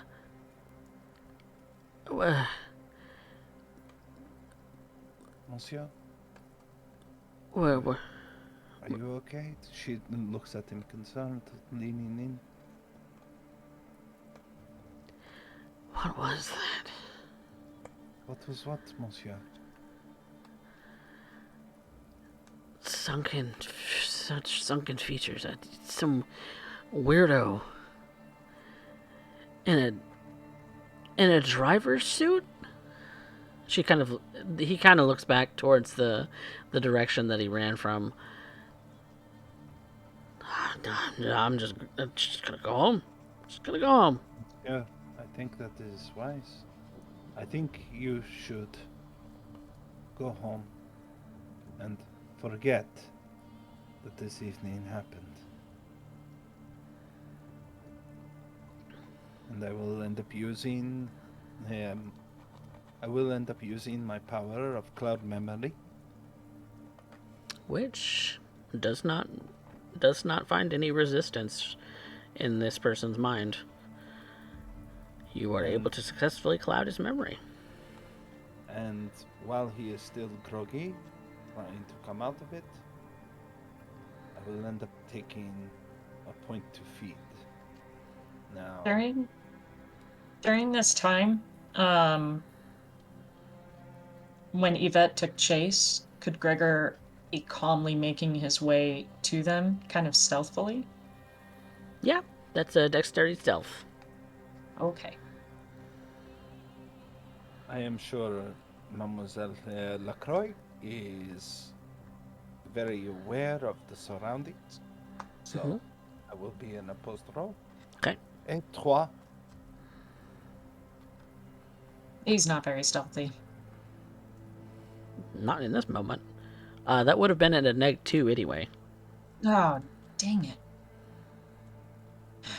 Okay. Well, you would not have the opportunity to re-roll. That is all No. that means. But Yvette will take a single point of hunger. Okay. And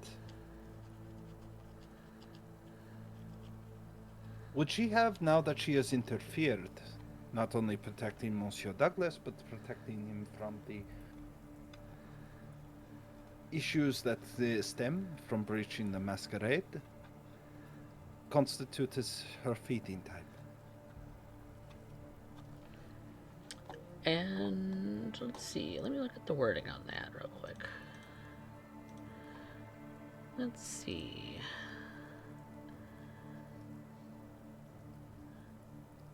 This person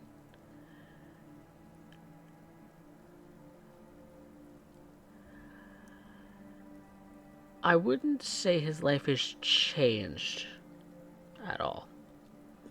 Very So well, then. you would need to spend willpower for it. I will spend the 2 willpower to do so. And take 1 point of blood, sending him on his way.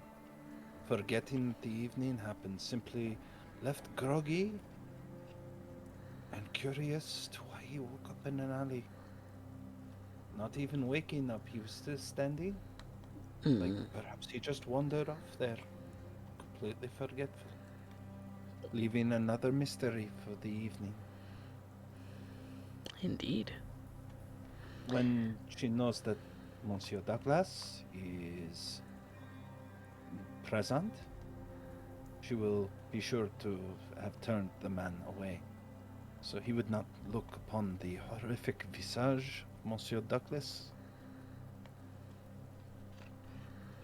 And she makes it a point to walk back to the Rolls Royce and resume back in her seat. All right. And when, after Monsieur Douglas gets into his seat, she becomes far less composed. You see her retching. You see her. She's hurling over. Her stomach looks like she is about to vomit upon the upholstery as she clutches. It's very clear she is in intense pain as she does so. Ever trying to regain composure, forcing air into her dead lungs in order to end up avoiding the horrific the horrific moment of her losing the blood, forcing it down as a horrific meal. The aftertaste almost more than she can bear. Kind of physically covering her mouth so that whatever does escape to her mouth doesn't escape into the rest of the car. Holding it back barely. Finally able to choke it down, that last little mouthful in your mouth. And you lean back, kind of breathing heavily as if catching your breath from such a living response.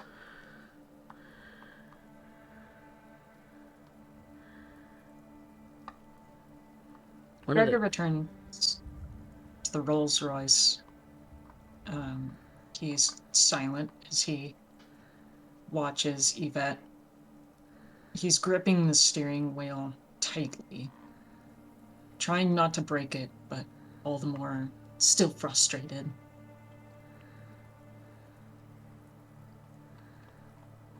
It seems this evening you have saved me, Madame Lacroix.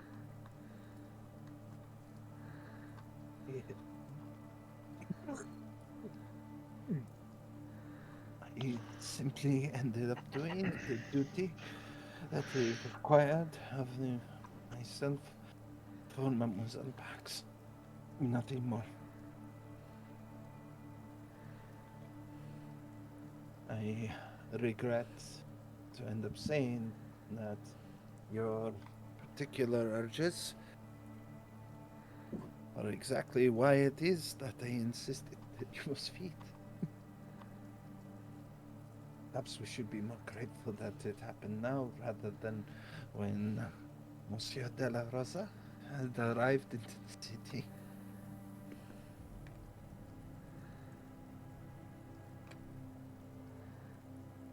It was he himself who mentioned that I avoid such events in the first place. I have made a grievous error, and at the cost of what seems to be your own comforts and peace of mind.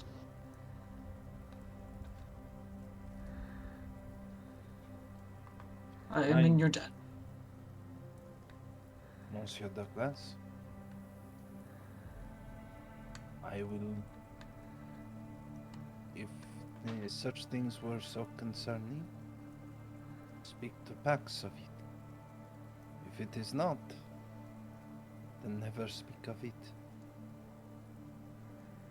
I would not shame you thusly. I understand that amongst the anarchs, my practice of even these small traditions of etiquette, of court, are considered as almost blaspheme. And yet, I do so for the benefit of those around me, including yourself. I was not saying it with the prim and pomp when I said there is a hidden nobility in the Nosferatu. It is their best kept secret, I am told. And you exemplify that. I would not tarnish that hidden reputation with such slander, especially if I have nothing to gain from it.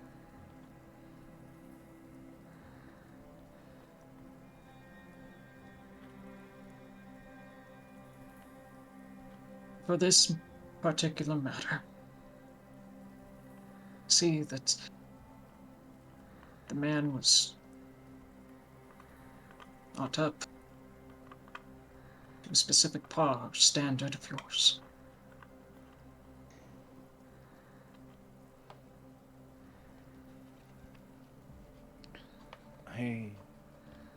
Monsieur Douglas, I do not speak of this often. I rarely speak of clan.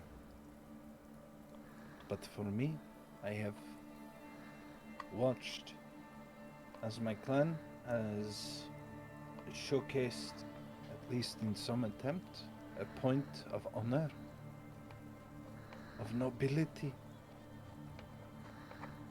In this world we live in, no one understands the meaning of the term. Not the inability to simply show true humility, the ability to even recognize one who tries to end up leading them to a better way. I try to uphold to such standards. It is in my nature, I know this in you as well, that we are rulers. In my veins is the blood of LaCroix flows. I am of Ventru, that clan of kings, truly to understand that it is not the title of king that brings me to air, but a reminder of the responsibility that rests upon my shoulders to know that I have the capability to lift those who cannot lift themselves, to stand as the bulwark in uncertain time, to be there when those who have erred, so they may be forgiven. In the chaos we stand at the center. We are the eye of the storm, one of the few places that are calm, and the whole world around you seems to be falling apart. Even if the amongst the anarchs, they would never acknowledge. I will hold true to that principle. To be better, to earn the right, to know that I am worthy of the clan of kings, and for that to mean something. Even here in Austin, they can spit, they can jeer, they can throw stones, they can come for my sacred blood. But I will not bend. For it is kindred like yourself I look to and I say I cannot bend. For they need me. They need me as the stone, as the sertemo in their own knives. And while none would hear me say so, I will continue to throw myself into the barbs over and over again. For kindred such as yourself, Monsieur Douglas. For I believe that is what it means to be noble.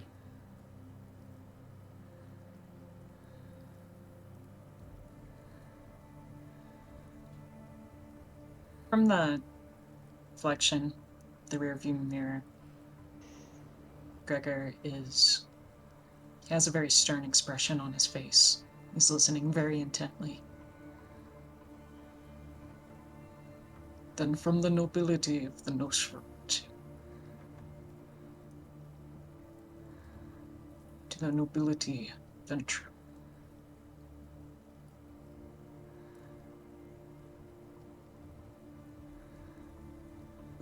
You allow me to right this wrong tonight.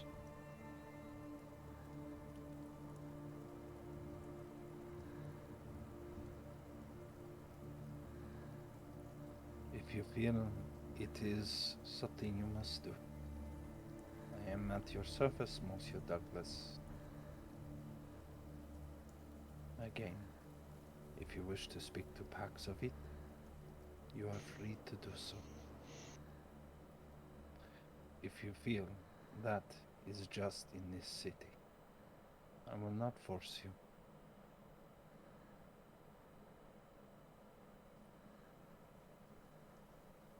That's fair.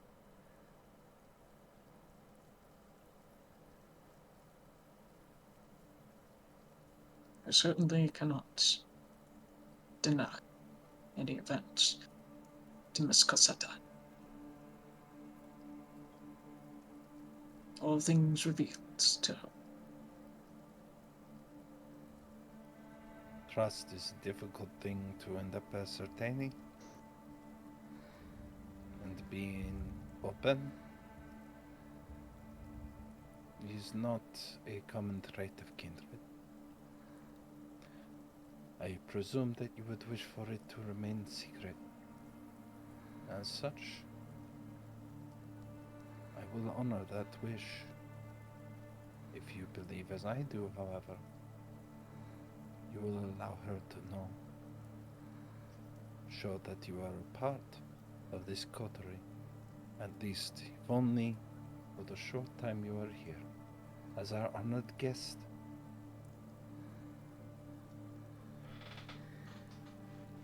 Will do such. How would you presume to end up righting this wrong that you have bestowed upon yourself, Monsieur Douglas?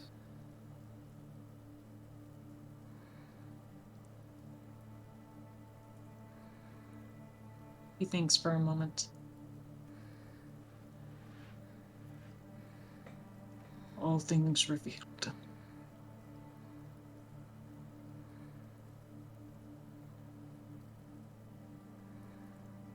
All things revealed.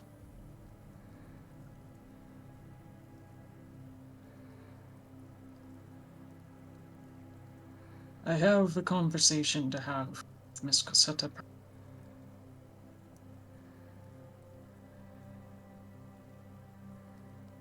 Then, allow us to go back home, Monsieur Douglas.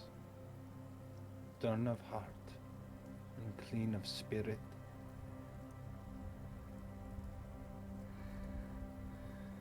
I have a question. Just one. Between us.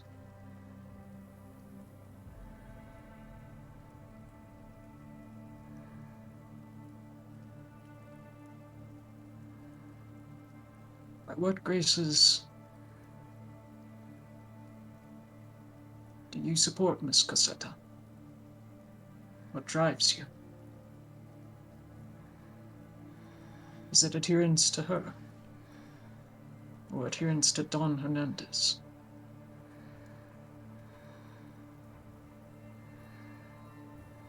Do you bow to them?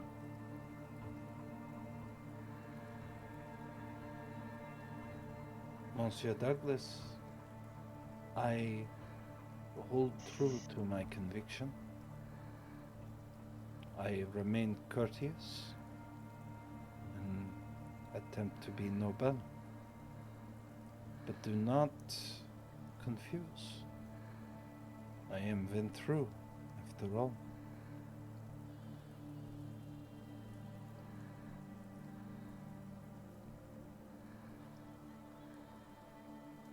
Out of curiosity, Mm-hmm.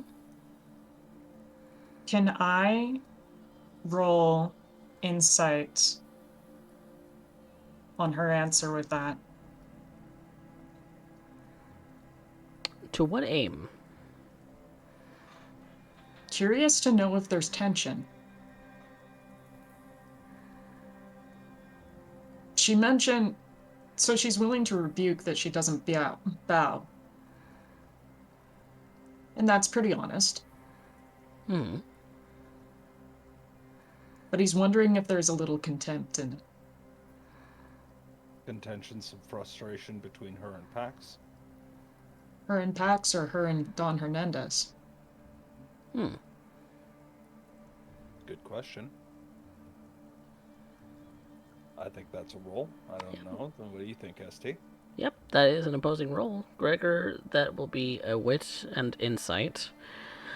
And Yeah. I also want to surge that. Okay.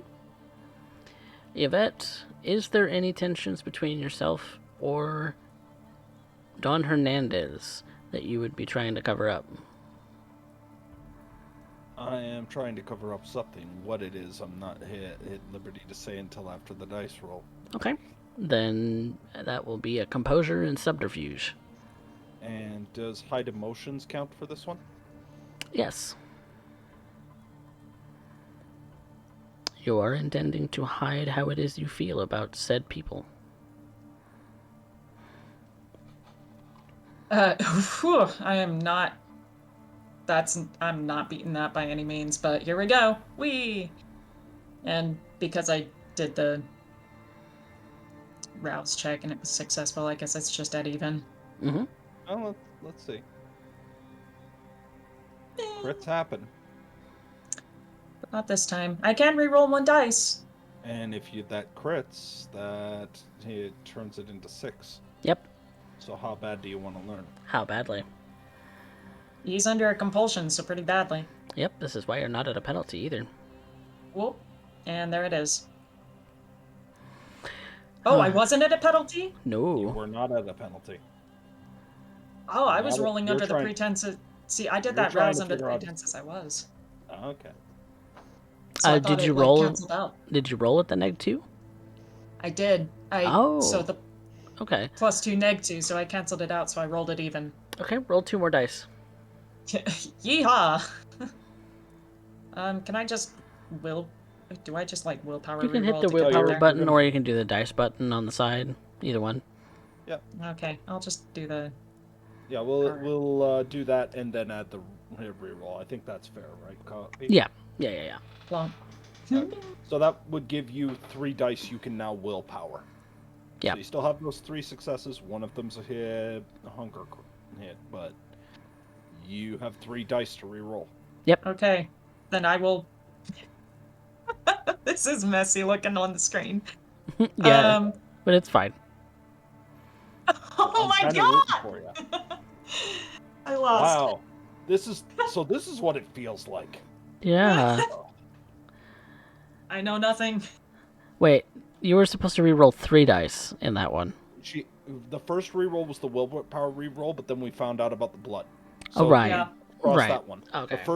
The second one was the adding 2 dice to that pool, and then the third one was the willpower based off of the new successes. But all 5. Yeah, got Woof. Suck! Derek dice. Derek dice. diced it. Indeed. Well, there's no willpower damage, so there's that. You're not intending to hurt each other with it. But, Gregor, you're still kind of under that compulsion, because you haven't learned anything new, so far as I can tell, because you knew that Yvette was Ventru. Yeah. I mean, I argue he did learn that whatever about that guy was not her type. That is a clue. That is not an actual full secret, though. That's true. Because I was even ruling that over in my head. It's like, well, that's a clue as to her preference. But he knows that Ventrus have preferences, so it's a clue at best. Mm-hmm. So, but Well, Gregor, she is a tough one to read. She's got that very stereotypical, hard to read nature that many Ventru that you've interacted with in the past have. They're still as stone in many cases.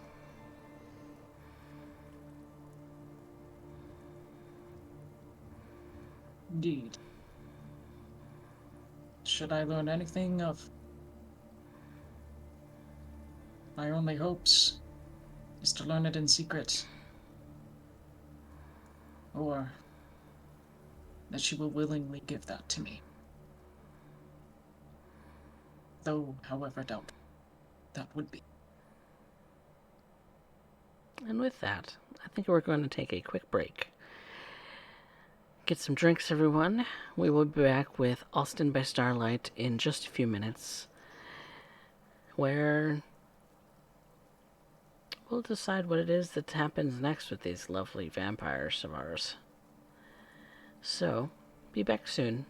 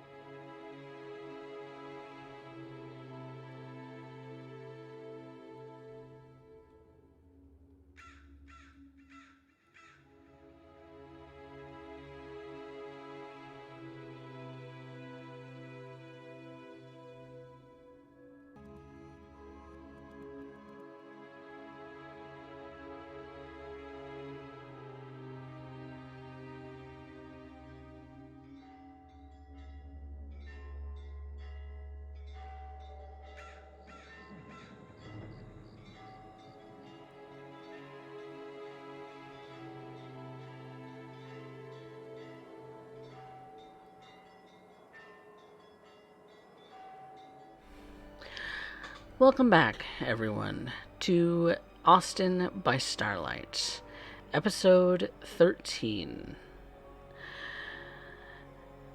Last we left off, our good friends Yvette and Gregor had a conversation in the car while they were on their way back to the coterie house. But in the meantime, while Aliester was poring away at books, proving his intellectual prowess, the ladies of the group, Deja and Pax, decided to go to the farm for a little while. There was some investigating that they needed to do, about this ghost problem that Deja seemed to be having, and maybe see if there's a way to deal with it before the boss or De La Rosa actually make it on the scene. So, that leaves you two ladies in the middle of the farm. It's dark. It's a wide open night in this sort of rural area of the farm. It's barely, the moon is barely even bright enough to light up some of the flatland around you. A lot of the lights are already turned off. It seems that perhaps Piter and Angelique have already gone to bed. Everything is turned off except for that faint sound of snoring pigs across the way. Deja will take out a flashlight after they get there and show Pax exactly where she was when she first saw him, and then where she hugged him. It was kind of near the pens for the pigs, for their nighttime sleep, and so the sort of pen house you're kind of standing in front of, the outdoor lights are all off for the time, as it's probably not great to have lights on out here while you two are prowling around.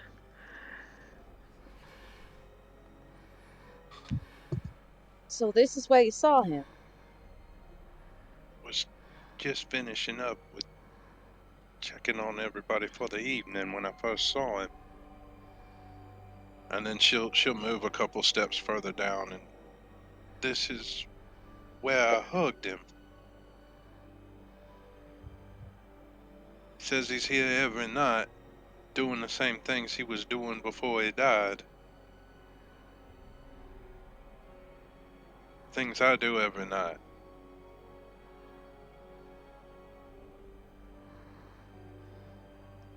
I mean, it's hard to believe he's still here.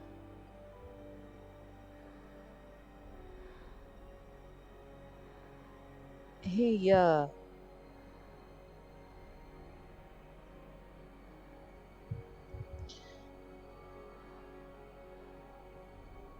let me take a look around. I'm gonna reach out with Sense the Unseen, I guess. Looking around to try and see if I can't see anything. Okay. Go ahead and make me your Sense the Unseen roll, which I believe is Resolve and Dog Specs. Yeah. Yeah. That's against what's aspects hidden roll from you, according to my thing. Yep.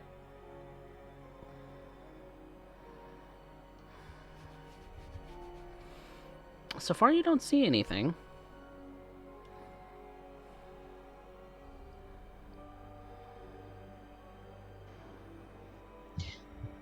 Deja, about this time of night, what would your daddy normally be doing? At the time, he'd have just been finishing up what I was doing. Checking everybody, making sure everybody's fed, making sure everybody's in the pens they're supposed to be in. So about where would he be right now? At this time of evening, he'd be headed back to the house.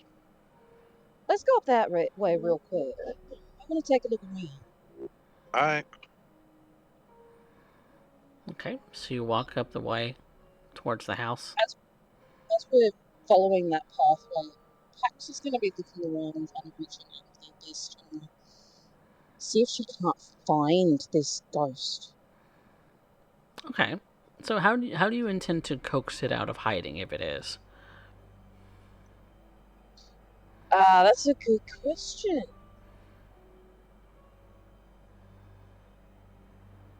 Because your sense the unseen roll is what you can see currently. But if it's hiding, or if it's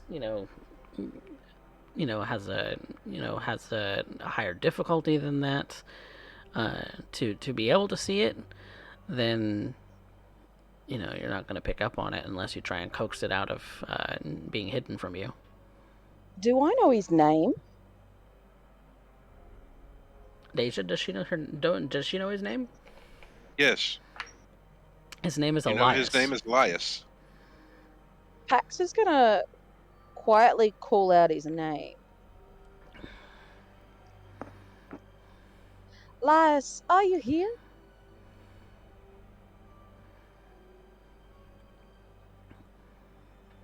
No response. It's just quiet. Crickets chirping.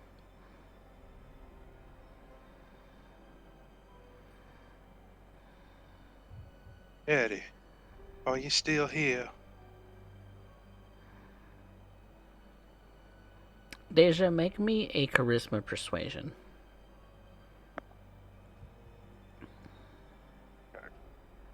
Charisma persuasion, you say? Mm-hmm. Okay. Just charisma, yay! Nothing can go wrong here.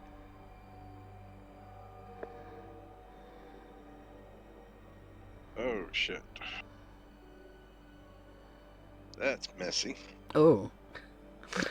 I've only got 2 dice, so I'm going to try and re-roll the one that is not the hunger. Mm-hmm. I will spend wind power for that, because I do not need any massive criticals, but at best it's still only going to be 2. Yeah, that's 2. Okay.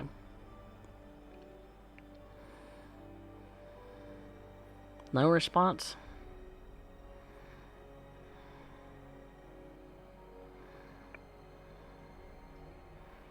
Crickets chirping. One of the pigs kind of snorts loudly from inside the penthouse. As you're walking down the path toward the actual living quarters for the house. Yeah. Well, they will be going into the house as well. Okay. You know that also Angelique and Pieter also live here in the same house. And so, are you intending to wake them, or are you intending to be a little bit quieter than that? She's going to be quiet. She's going to check on the tunnels. Okay. You know that there is a cellar entrance, both inside and outside the house. You're going to use the outside entrance. Okay. And Pax will follow her. Okay. And so you make your All the way while down. keeping her eyes out. Okay. You make your way to down the little steps leading down into the rest of the cellar. It's fairly tall. It's probably a good solid room size, like 10-foot tall ceilings in the cellar. So that's a good. It's got a good set of sort of space, and there's a lot of storage down here. A lot of boxes, a lot of odds and ends. Old furniture, things that just got kind of tossed down here and forgotten. And it's more of a storage space, it seems, for the whole household.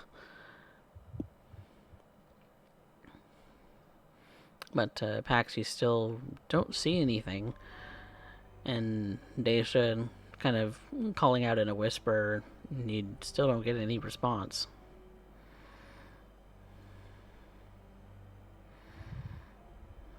As they walk down, Deja will quit calling out and make her way along the back wall to show Pax how to open the entrance from this part of the cellar. Mm-hmm. So now Pax Pax. will also start pulling out, and she'll pay attention. Okay. So Pax, you now know where the entrance to the sort of underground tunnels are. It's hidden behind a set of boxes that are all kind of piled up in this kind of corner, but still gives a little bit of room for a person to kind of squeeze through. And then as she slides open this empty bookshelf that's kind of guarding this sort of entry hole, and kind of leads you down this very, very kind of shorter tunnel. It's probably only about 6 feet tall in here. It's very narrow, sort of a barely enough room for one person to kind of squeeze through in the proper orientation. It's not like you have to squeeze through by going side by side to side, but it's definitely meant to be sort of a comfortable trek for one person down. So it's like you in front and Deja in the back, and you just continue to walk these tunnels. Deja, with your flashlight down there, since it is dark, there are no lights down here. Yes. And when you kind of reach a kind of a junction where it kind of splits off a little bit. You get the sense that one leads in one direction, one leads in the other, towards the exits, towards the ends of the property. Yes. So it's not really. This is more looking like hand carved sort of tunnel work. This is not like constructed to have been like a mine shaft. There are no supports really. There's very little in the way of anything like that.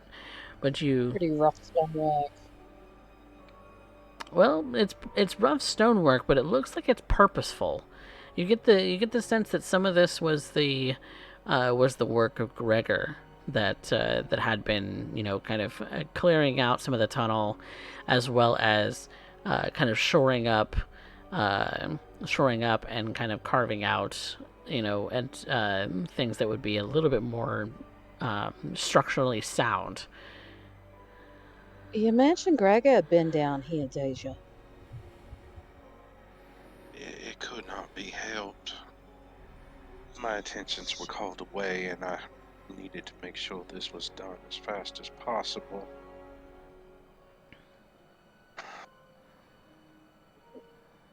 It's going to be problematic if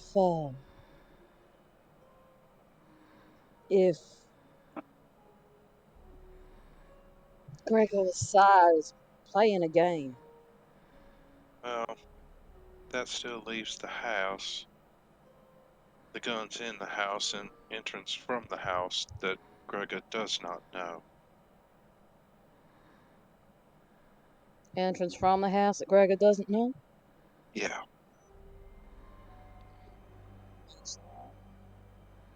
As well as where everything has been stashed inside.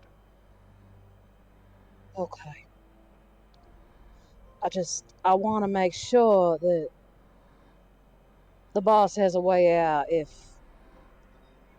Oh, worst comes to worst, we'll have to hold up in the house until we can deal with whoever. Try to get him Easier out said through the than done house. if we're dealing with Kindred. Always easier said than done, however. They don't know what's available in the house, where it is, or where it's located. They also do not know how to get down here from inside the house. Does anyone else know? Aside from myself, Angelique, Potter might know, but that's it.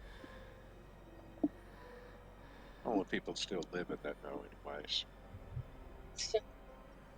Well, maybe your daddy knows about it. Oh, he knew. How do you think I found out? Daddy knew the history of this farm better than I ever did. But he's the one that let me used to come down here and play in the tunnels. He didn't like that too much. Dangerous place for a baby to be playing. Only if it falls in on your head. The only way dirt's ever gonna hurt you. Yeah, you'd think that. But, well, there are certainly other ways to make dirt hurt. Sure. But Deja will continue to check what Gregor's done. And then when they leave, Deja will take Pax out through the house as quietly as they can. Okay.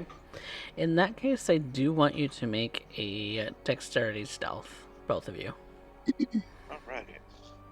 Just to see if you can pass by without the housemates waking up. Nope. Oh, The Pax. answer to that is nope. Oh, Pax. Oh no, I don't want to know. She got a 1 success. Damn it. And for Deja? That's 4, 5, 6 critical. Phew. Okay. Well, because you got a crit, that's going to cover it. Oh, shit. You are very quiet. Deja points out where you're being a little bit creaky on the wood of the floor, Pax. She kind of Yeah. points you out where the creaky boards are and to not step on them. After you've stepped on one already. But you successfully make it out of the house without waking the housemates. And you're now back in the farmyard.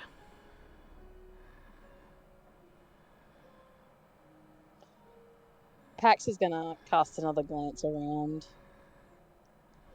You know, I don't know, Deja. Like, there was no sign of your daddy anywhere. Ain't seen him, heard him since. Last time I saw him, 5 years ago. But till just the other night, I've not seen hide nor hair of it.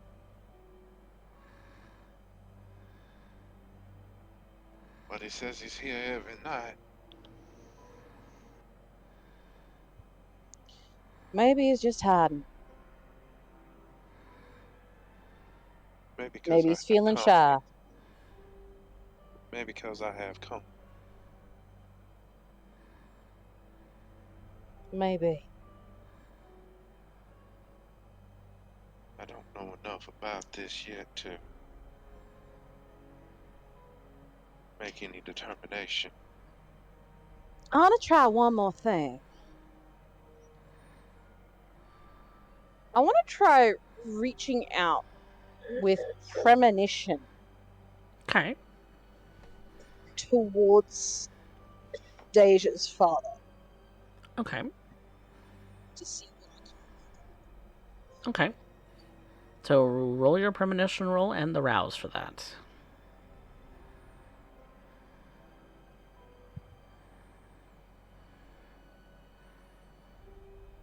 Oof. What the hell? Oh, Can I willpower that? you have 3 dice that you can willpower. I'm gonna willpower that. What Whoa. the hell? Whoa. Wow. That's 3 zeros. What the frick? The flick? That happened to Gregor too. Yeah. Good. Why is everybody looking at me? Why did you Derek, borrow take the Derek dice goddamn to do dice this? back. Oh no. Pax, for whatever reason, the inky blackness that you usually stare into is a jumbled like a mess. It's a jumbled mess. I can't see shit. Does Pax say that out loud? Yeah. She's just gonna take her finger and poke her nose. What? Trying to see if she could actually see anything. You're very fucking funny, Deja. But no, I can't. So you know when you like reach out, you try to touch something just outside your reach, Yeah. and it's like you get something back. It's that little bit of feedback. Sometimes. Not always. Well, it was like I kind of just ran into analog TV static. It's just a jumbled mess of stuff. Can't tell what's what.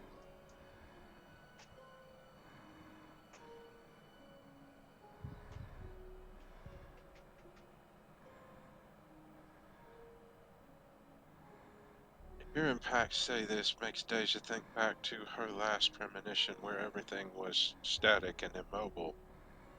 Hmm. But hearing her description of it makes her think of the snow picture. Mm-hmm. Both are a kind of static. Could that be related? You're getting pretty much snow and static, and all the images I saw were immobile. I wouldn't I read mean, into it. It's more like I'm getting everything at once. that's not what I'm saying. Usually for me, it's like watching a video. Everything flows. It has a rhythm and a nature to it. This just didn't move, and again, it's another kind of static. Would they be related? I Maybe don't we know. ain't supposed to know. Maybe. I mean, it's not like I was reaching out to what's going to happen. I was trying to find out if he's here, you know? Well, I don't know if there's anything like that, what's that, a hair brooch? Whatever that was found with the, uh, You're talking about the pin from the house. yeah. Yeah. It's not like there's anything left of that. Daddy, it's not like we can find the pigs that ate him, because, they don't exist no more.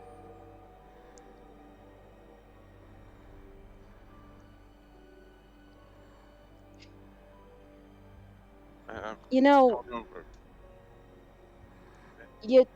your father, he worked here day and night, and he poured his blood, sweat, and tears into this place, right? Yeah. What if there is something left of him here? In the very ground that we're standing on? In the wood of the barn and everything he touched? Everything from the house to the pens. The gate. The fence that runs around the property. Yeah, it could be anywhere. I don't know what would hold any significance of it to him, though.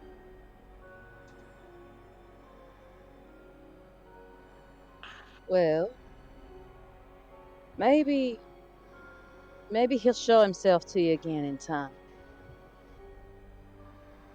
But maybe that time isn't right now. Tells me it ain't tonight anyhow.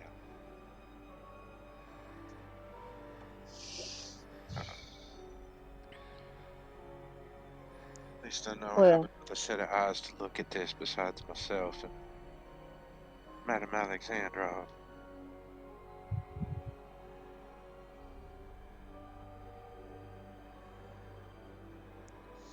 there's nothing to be discovered here for now. But we did get something out of tonight. I can now pass on where things are to the Dawn.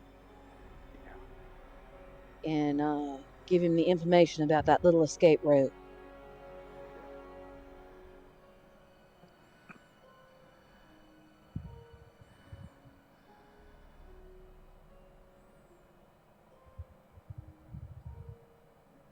That's something anyhow. Pardon? I said that's something anyhow.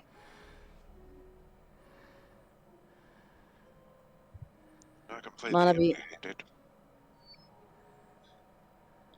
honest with you, Deja? I'm nervous.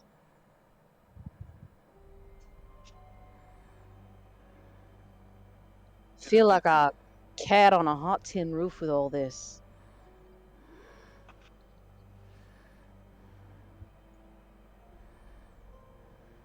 Oh.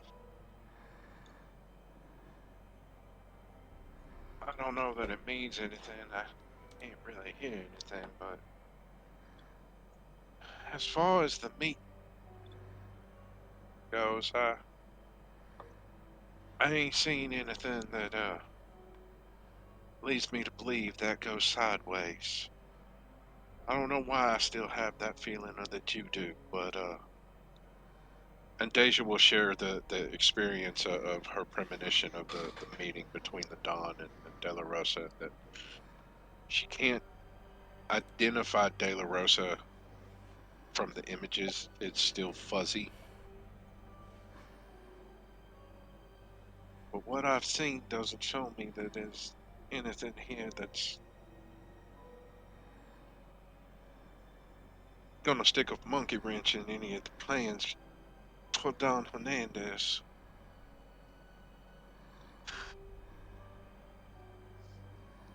You know, I'd love it if that assuaged my my nerves, but that just makes me more worried.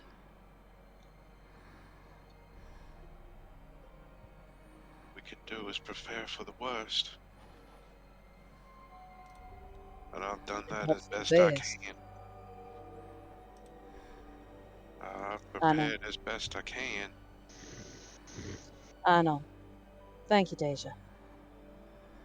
Really, I appreciate it.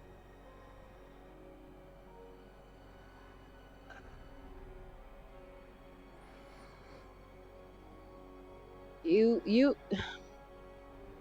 you and the boys and the boss, weirdly enough, Yvette and Aliester.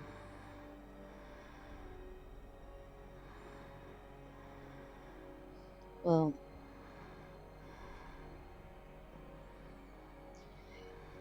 You're all kind of like family to me. So, just, I appreciate it. I'm aware. Your concerns are noted. I don't know what more I can do to calm you or soothe those nerves. Well, I don't think anything's gonna soothe the nerves right now. I just need to keep going. Oh,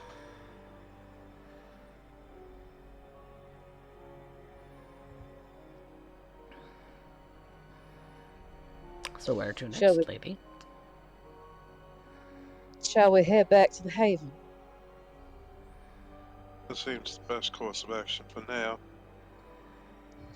But Aliester is wanting to show us what he's found, if he's found anything. All right. So you both make your way out of the yard towards Dazer's truck and back to the house where most everyone is already gathered. The Gregor and Yvette arrive shortly before Pax and Deja do. Aliester, you have an even bigger pile of books in front of yourself, having taken clippings and notes and all sorts of different things from this collection of things that you have. I'm kind of categorizing the things that are of importance, and kind of looking at the notebook that you've made for yourself with a little bit of pride.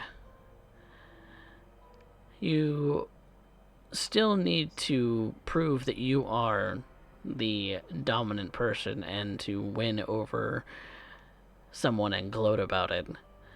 So you are still under your compulsion, but you do have a collection of things in your possession now that might be relevant to the situation at the farm. So, you all are now together.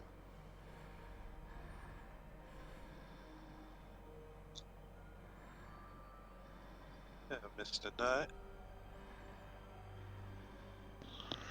Good evening. One Found more. anything useful?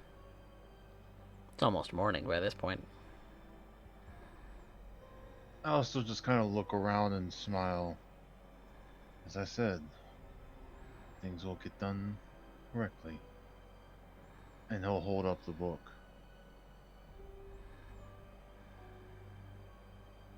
So you found something useful.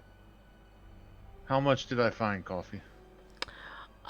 Make me a resolve and investigation again. Resolve an investigation? Yep. You would have still been at a penalty, so it would have been at -2. So.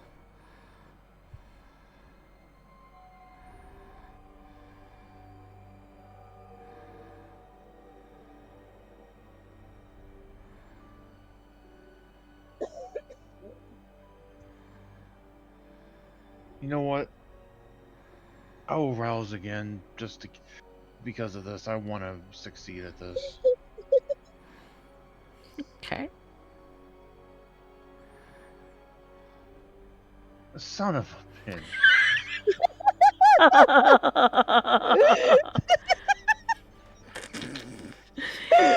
Oh, You no. can willpower reroll to get rid of that messy crit if you like.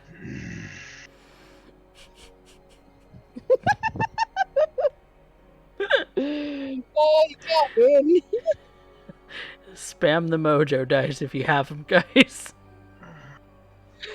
Oh, Alright, shit. screw it. I'm going to reroll those 3. Do it all. Do it.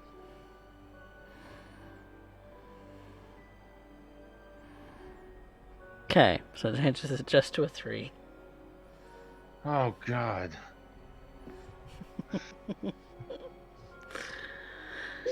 Okay. You're pretty proud of yourself. You found a couple of things that are of note when it comes to the ghost thing, but you found that you were a little bit more interested in all of the sort of magic talk and all of the fiction that you were reading, and so you got a little distracted by some of that, and so you had your other book that is specifically for things of important nature when it comes to the what potentially might work in blood sorcery. Yes, you have to experiment, but the information that you found in regards to ghosts and apparitions and things of that nature, and you found about as much as you're gonna find. You stand up from your seats, holding these two notebooks in your hands, these leather-bound notebooks, and you can do as you will with them.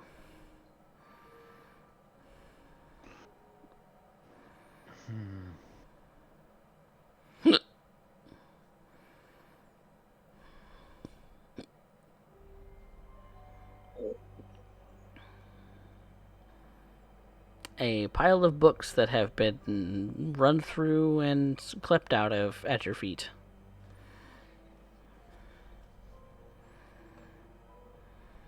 How do I...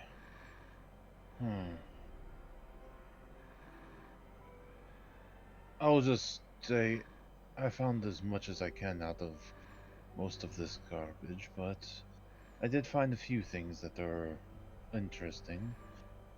And I'll hand over the book to Deja of the ghost stuff. I hope it helps for right now. We will find more as we go, but we have to acquire new materials. What of that collection I found earlier? Did we order that? I don't know, did you? Did you? If You I can, yeah. You tell me. Was it? I remember I got a messy crit on whether or not it would be useful. I don't ever think we had established if it would be useful or not. We just got caught up in me having to be a dick. Well, you tell me. Did you order it or not? Would it be useful or not? Like, I remember I rolled really well. Yeah, you rolled really well. So did you buy it? Yeah. Okay, you bought it.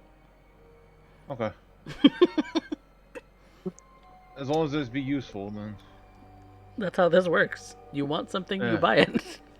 Yeah.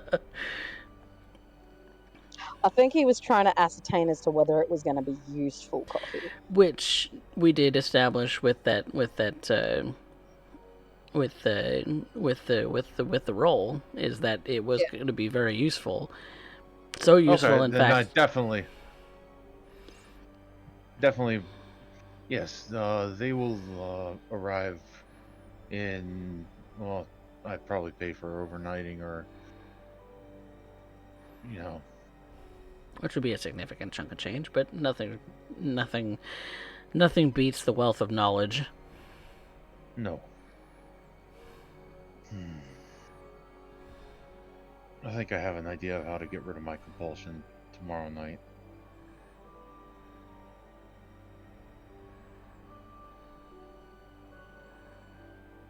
But, Aliester will just kind of be smiling, like, chest puffed out a little bit triumphantly, like, and, like, step over the books and head towards his study. And well, would you look at that? The boy found something. And Yvette and Gregor, you are also present in the scene.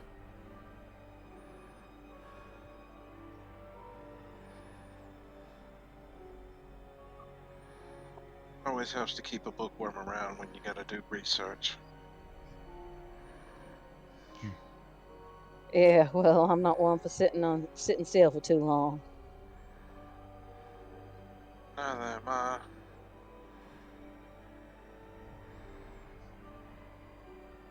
Bonsoir, Mademoiselle Deja, Mademoiselle Cosetta, et Monsieur Knight. How was your evening, Miss Delacroix? There are a few factors that I would like to go over with yourself and Pax. I have already in the beginning patrols of the area and trying to end up ascertaining any particularly interesting points of contact with the road and the nearby city, allowing us to try and get ahead of any potential complication. But outside of that, there's a few things that I must end up discussing in private if I would be able to have Mademoiselle Cosetta for but a moment. Of course. What do you need? It would not end up requiring me to speak in private if I were to not just blurt it out now. Well, let's go.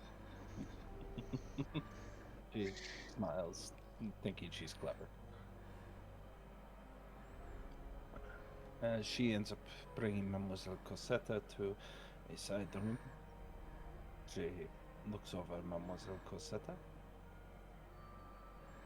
places her case down. Are you well, Mademoiselle Cosetta? I'm as well as one can be.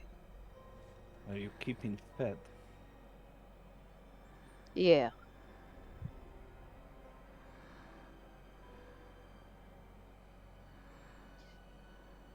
I'm doing what I can to not put myself under any strain.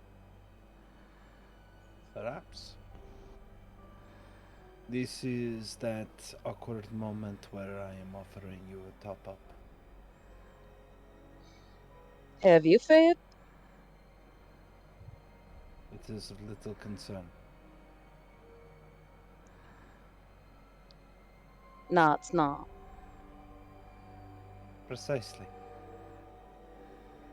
She starts to remove her jacket.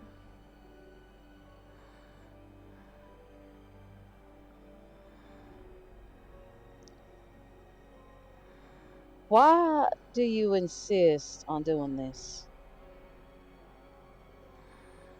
She looks at the mademoiselle. Like, From what I get the whole survival thing and not wanting me to go bang on you. But you do it real frequent. Almost every night. That's right.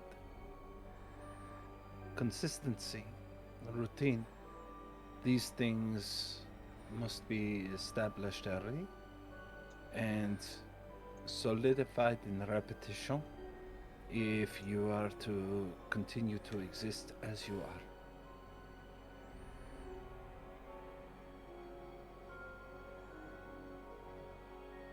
I don't exactly see a cavalcade of donors, and your secret would end up having you, well, at worst driven out of the city if it is not maintained. And I could end up knowing that if I were to ever need to end up going to your abode again to know that you have at least been fed. We both know the pull of the beast. And all it takes is one mistake, and I am no more.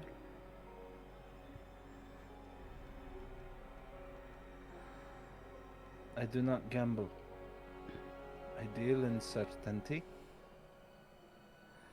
And the first thing I must be certain of is that you will remain in appropriate mind.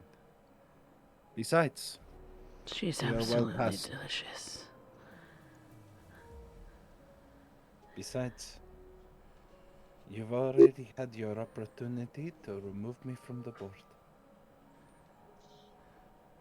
And that's still playing on my mind.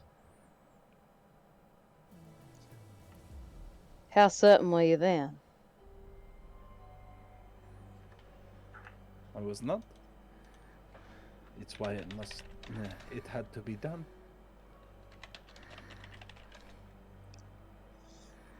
Because I would rather know now than question later. Again, I deal in certainty. I deal in uncertainty. Uncertainty makes me comfortable. Uncertainty I can work with. I can work with the unknowns. I can't work.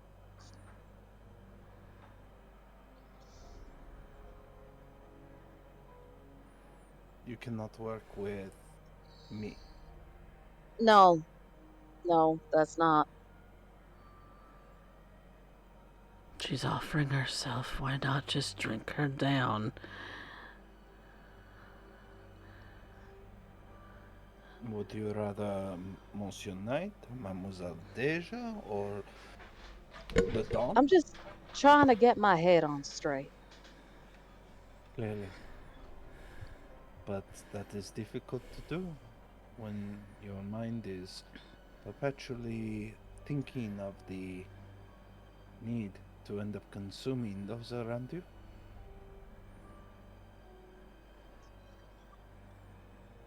Well, Could always drink all of the that dawn. perpetuality is a constant for all of us. Oui. But it is not an immediate death sentence for most of us. Fair point. Fine.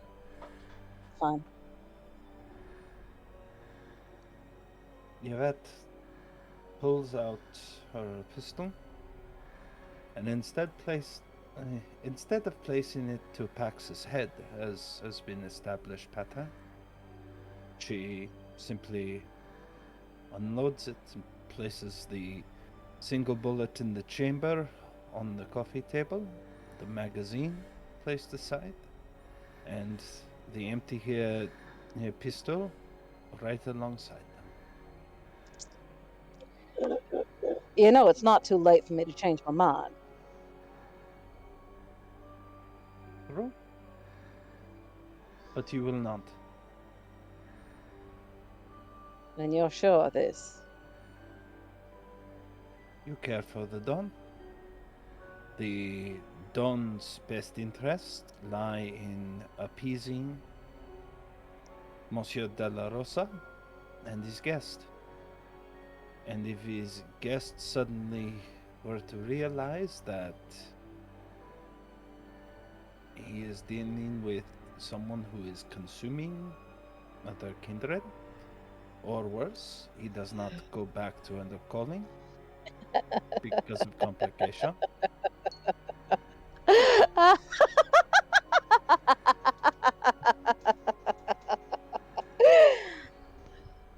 You're a dangerous woman, Miss Yvette. I thought you preferred me, dangereux. Oh, you know I love it.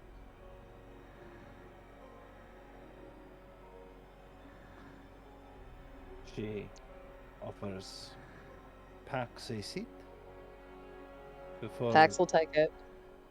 before biting into her own wrist and raising it over Pax's head to allow her to drip the Vitae into the gullet of Mademoiselle Cosetta. Much like Don Hernandez did earlier tonight. She will take a single dot. And she can't help but think throughout that conversation that maybe Yvette, just maybe, is trying to take the Don's place.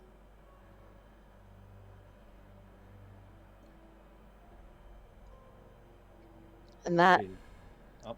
that plays on her mind.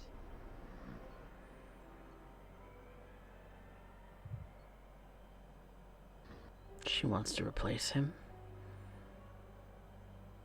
She wants to become your leash.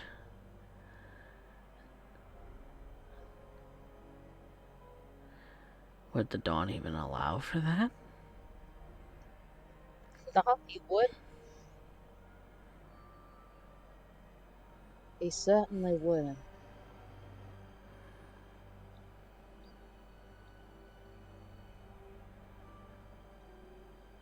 It's a dangerous game, which means it's even more important than before that I stay as close as I can to the Dawn side.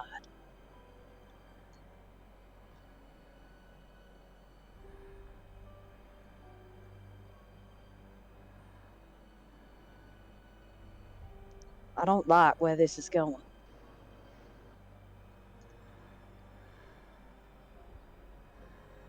And that feeling that I mentioned before, that I keep mentioning, I can't shake it.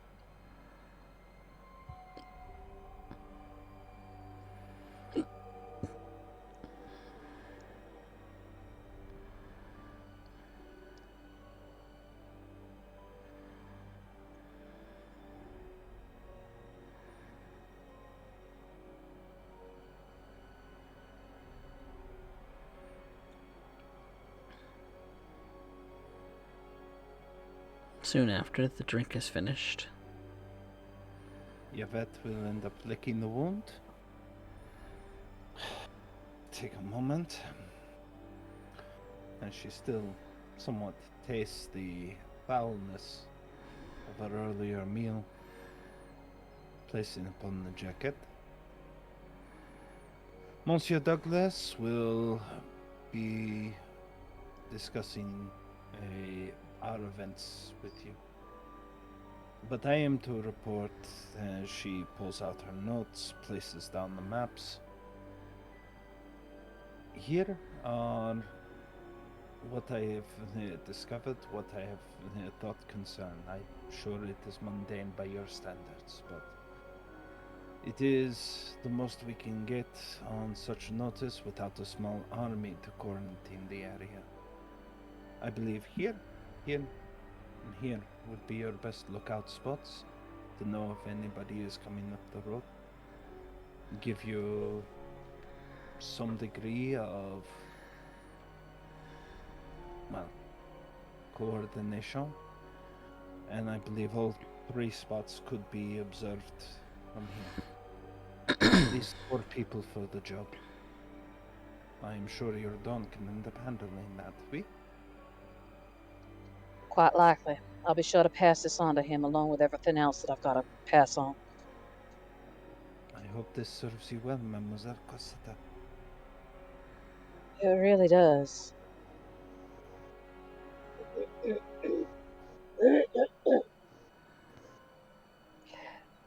You know, you don't have to call me by my last name. Pourquoi? Mademoiselle Cosetta. I mean, quit form. Miss Cosetta doesn't feel right off the tongue. It's not what I mean. You can drop the whole miss thing. You are married? You getting married? Congratulations! Frenchie, I'm gonna kick your ass. If you would wanted to do that, you would have done it nights ago. You know what I mean. You can just I call don't me know. Pax. I'm French. I get it. You can't just call me Pax. If I were to do so, Mademoiselle Cosette, it would be a grievous disrespect. Nah. If there is one thing I will not abide, is not acknowledging who it is I am speaking with. Even Monsieur Knight, I give that accommodation. And we already know on my feelings towards the man. How So, about instead of considering it a disrespect, consider it a note of friendliness.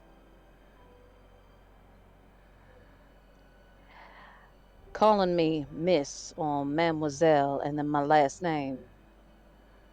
It's like you're holding me at an arm's length, precisely. which in my mind is more disrespectful than calling me by my name.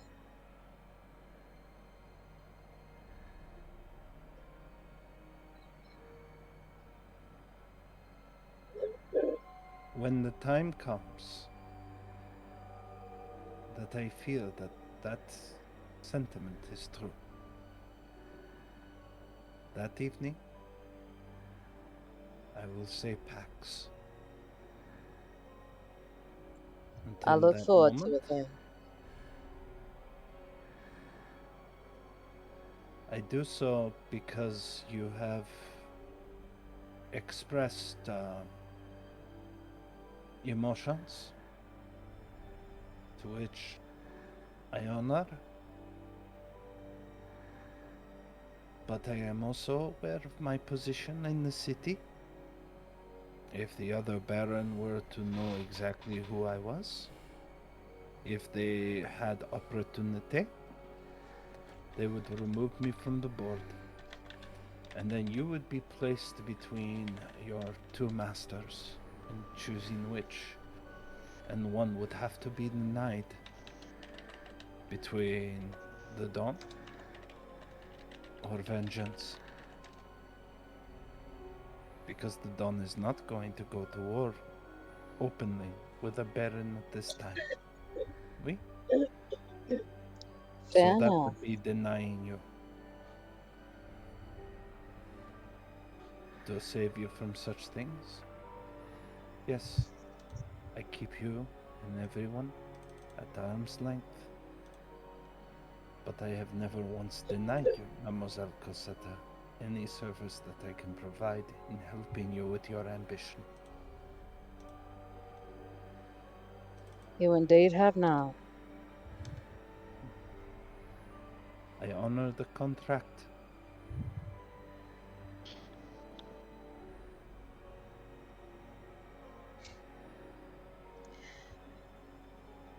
Which contract?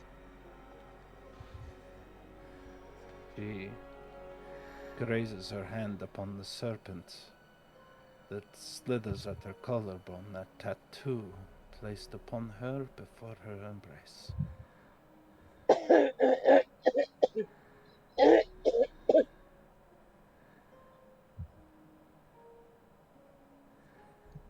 A promise to myself. It was one of the first things I chose for myself.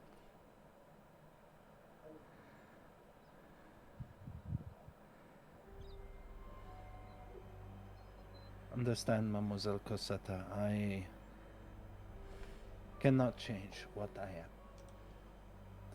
Perhaps not even who I am. But I can choose what contract I accept. I see you and this coterie as a group of anarchs who require aid, who are still finding their way, truly understanding what they have become. And because of that, I will spend every moment, sparing no expense, to give you the chance to end up showcasing me to me and the city your full capability. And when that happens, I will know what sort of coterie I have placed my trust in.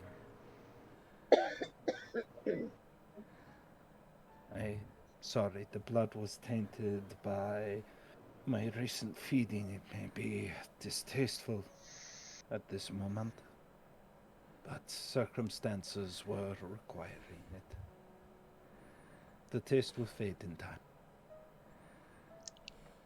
Doesn't Beggars can't be chooses. I would not have you back.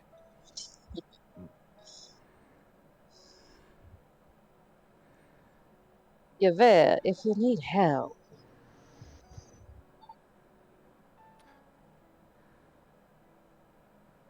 it goes two ways.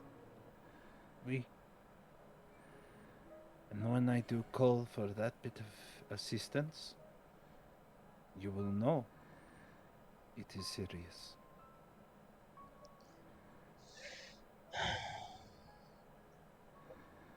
What could you help me with, Mademoiselle Cosetta?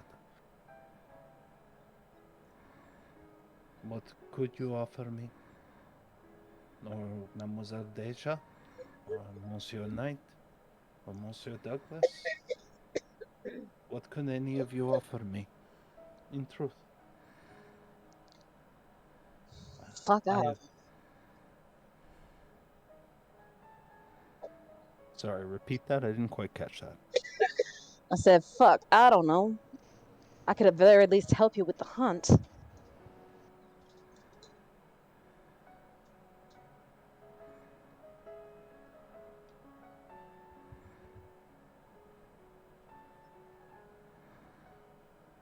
I appreciate the offer. But this is what it means. I don't think it's something you can truly understand.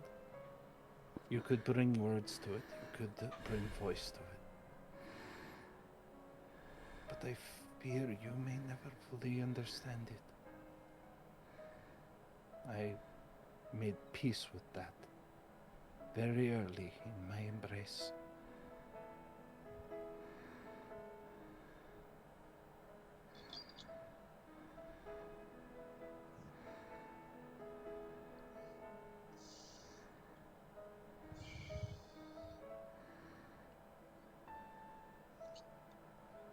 All right then.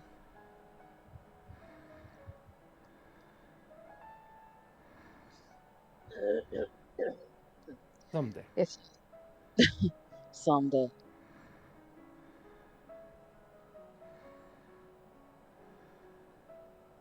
Please.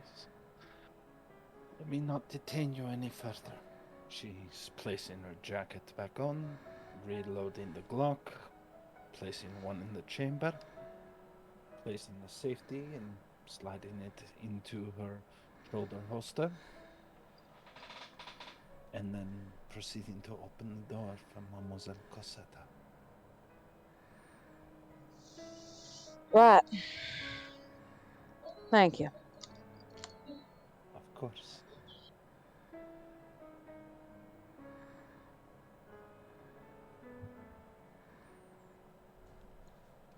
So, you both exit the room, rejoining the rest of the coterie. Is there anything that Gregor, Aliester, or Deja would like to say to one another before these two meet them in the main rooms again?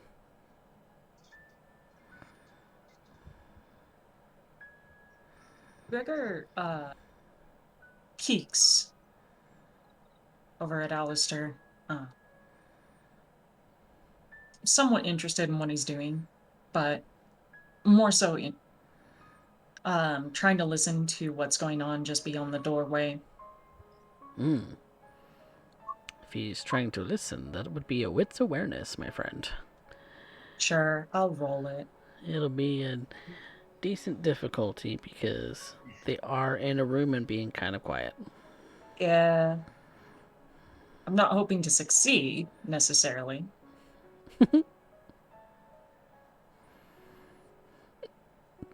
It's more like he's just standing at the side listening.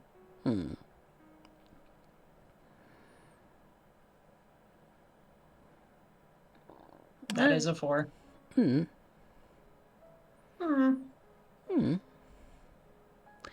You hear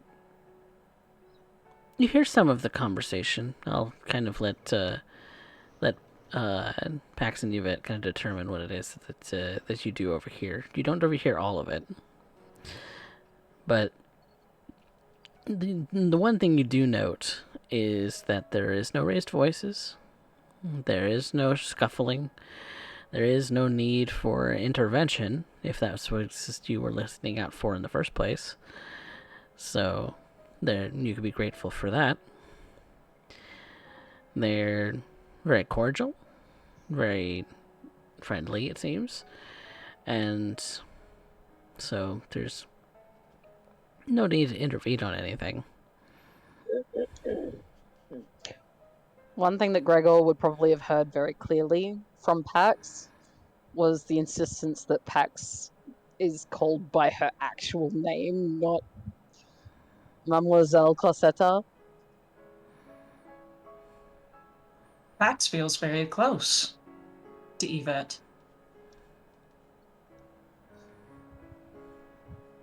I'd love to hear that unpacked a little, but I'll leave that to you.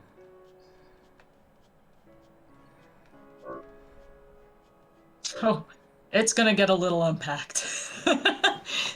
Unpaxed. God damn it. Fucking hell.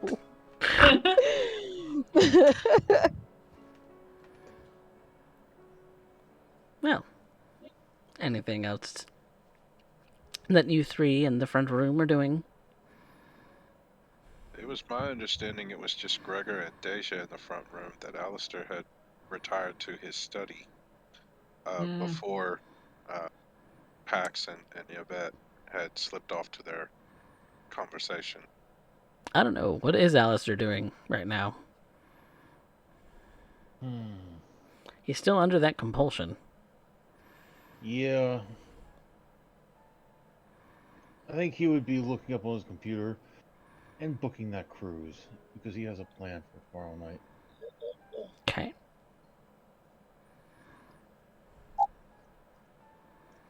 All right. Gregor checks with Deja. Miss Deja, I have to ask, is everything up to your liking? The farm. How so, Mr. Douglas? Are there any revisions to the tunnel you would ask of me? No, there's nothing I would be requiring of your services any further for that. Thank you. Freed up a bit of time for me. I do appreciate it. He nods, giving us a polite bow, a bit with it.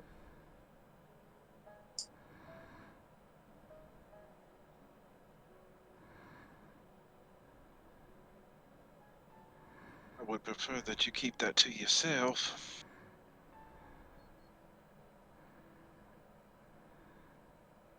He nods once again. By my honor. Hold you to that. He chuckles a bit. After getting to know this coterie as I have, I do not doubt it.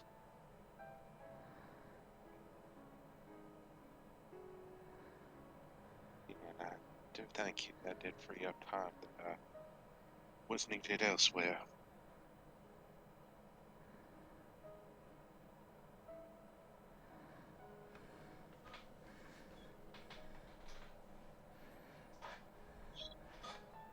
You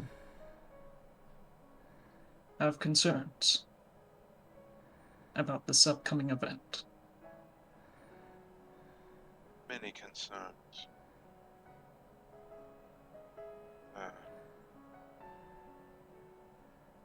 About you particularly, not so much.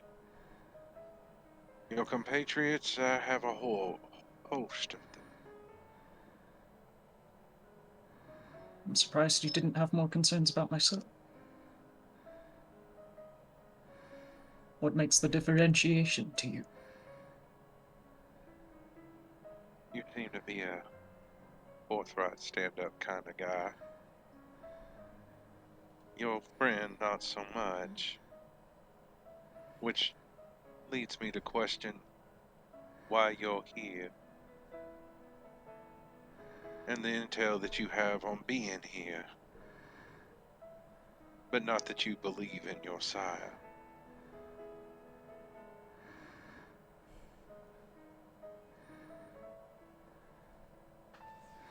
I have full faith in myself. For My your fears. compatriot.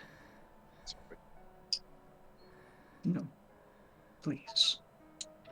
I'm sure your compatriot, Mr. Stoneford, would have said the same thing. But we all know how that turned out.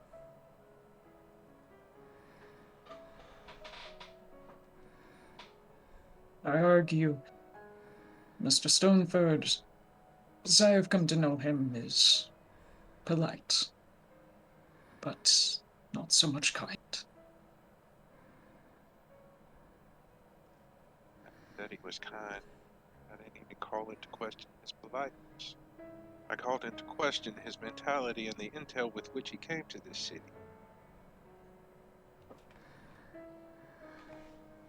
That I too, I suppose.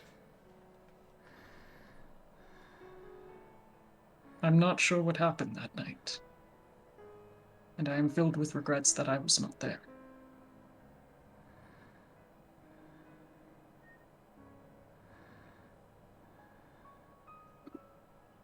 All the shoulda, coulda, wouldas in the world ain't gonna change what is and what has been, so... True. I must move forward with conviction. All the more reason I will be revealing to Miss Cossetta some details tonight. And to you as well, if you wish to join. I'll make...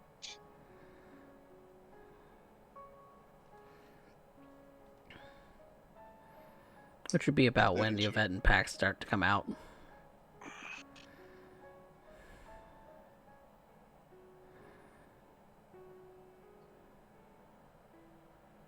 And Gregor nods to the two of them.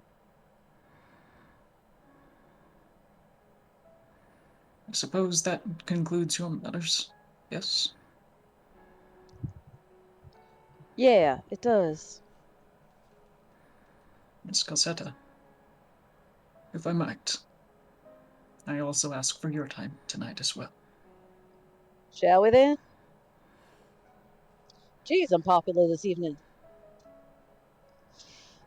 It is the burden of one who is the leader of a coterie, I'm afraid.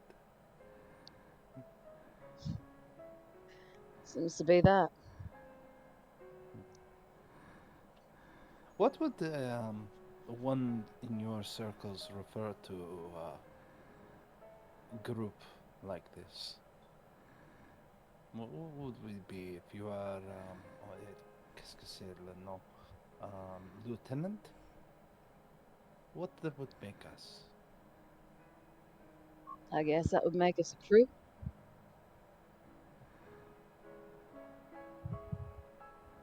Group de Pax.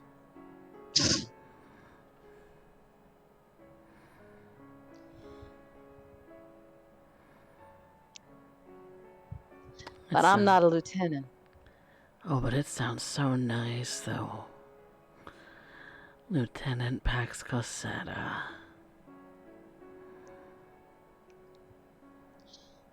I'm not a lieutenant, and unfortunately, I will never be a lieutenant.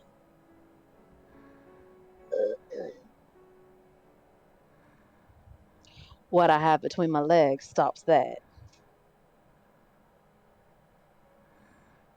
Yvette says nothing.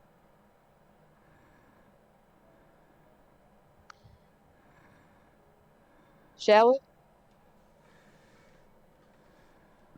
others. At this point, to all of you, as a peace offering, first and foremost, and as was suggested by Miss Madame Lacroix,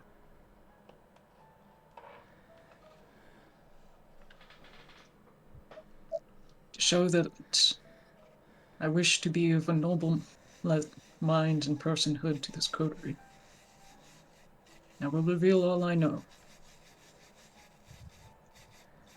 The plans of Lucio de la Rosa,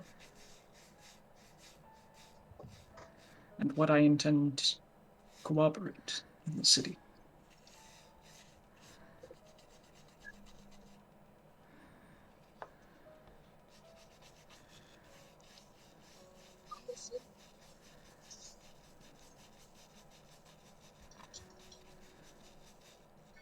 With the arrival of Lucio de la Rosa, we'll bring forth a contract between him and Don Hernandez. Though I do not know or understand the details of this contract, I do understand it will put Don Hernandez in a position of power that may potentially allow him the capacity to supersede Baron Kane.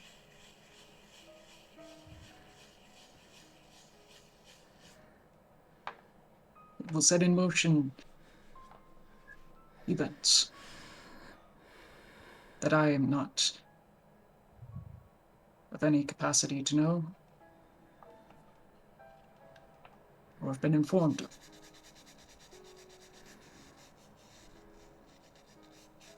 But it is fair that you understand you will all be present to witness.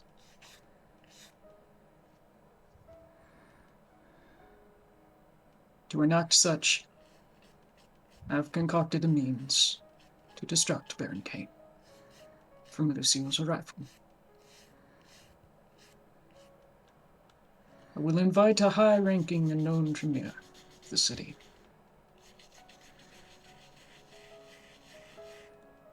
Aliester, your ears kind of perk up at that.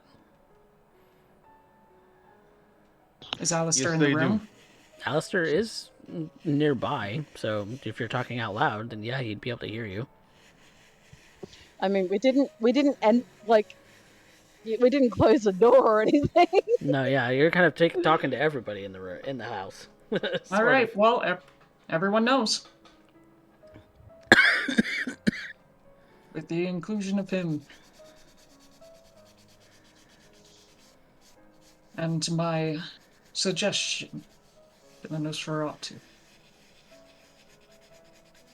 in the city, it will stand to reason, and to Baron Kane's comprehension, that there is a Tremere point. But this does not necessarily put the Tremere beneath the wagon.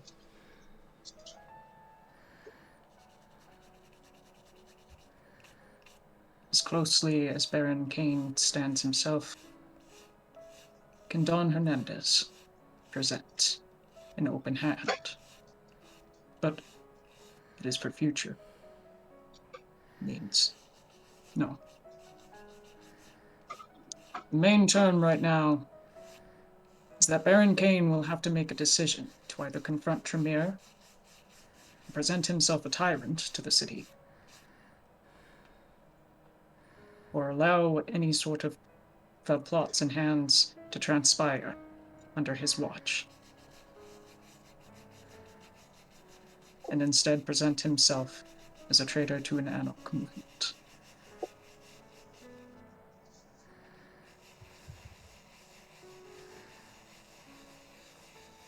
Can you repeat that, please?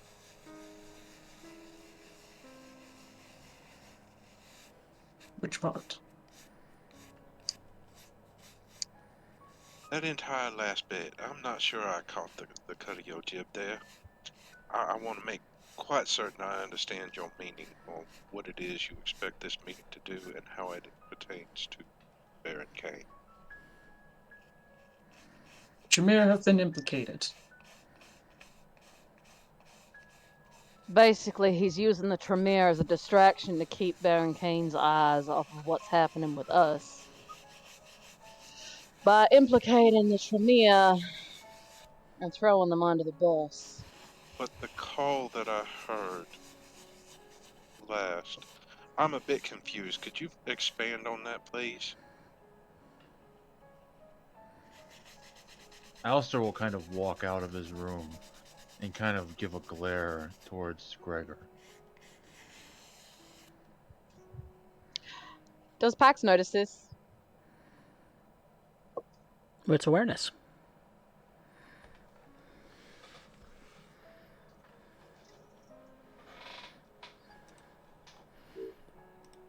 So far, Aliester hasn't said anything, so.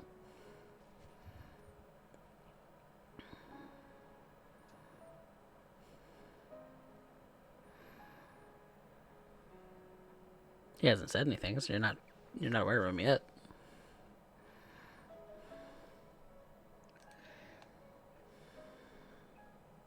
So,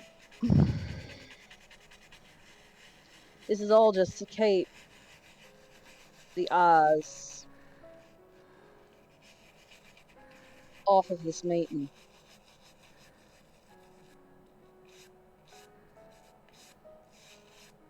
Is correct. Got no idea. Or what events are supposed to be taking part afterwards.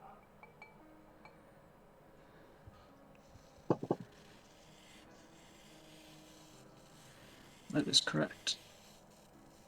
None at all. And I would presume then I would that actually. Right inside. Mox, could you repeat the question? Because you literally cut out the moment you asked it. She's asking as to whether he's got no clue. She's trying to make sure that, he's not trying to pull the wool over her eyes. Because he's done that before. Yeah, so she's wanting to insight whether you're actually telling the truth. Yeah. Okay. Well, I have. Do I need to roll anything in opposition? Because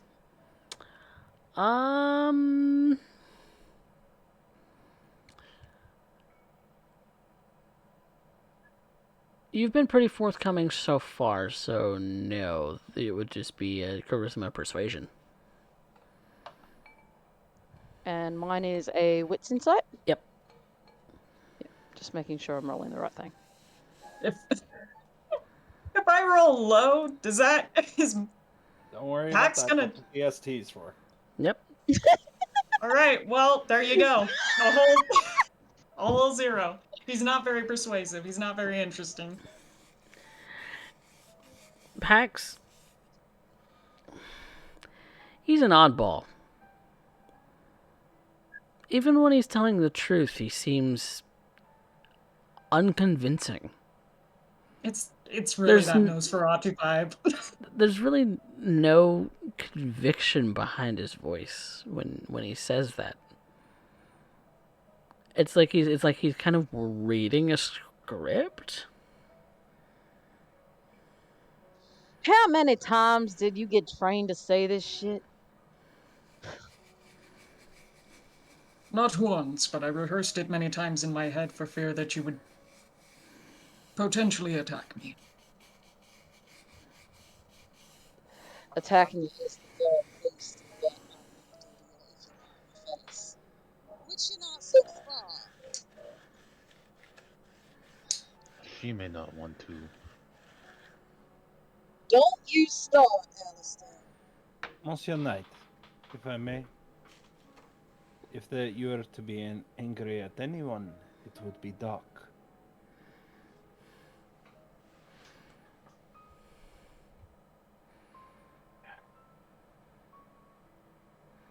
After all, it was Doc that was brought into the city to begin this distraction. Oui. A true purpose to be here.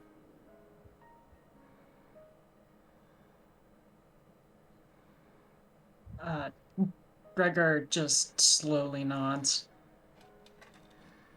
Probably to Pax, because Pax has been reading him this whole time. It kind of comes off that he didn't even know that Doc was in the city at any point. Beyond what you all have mentioned. So now he's just clearly going along with it. So, from what I've gleaned from the Dawn, this contract signing was supposed to be a re-signing of an agreement. And on that part, you know more than I do. I Yeah, have not on been. on occasion he shares a little tidbit or such with me.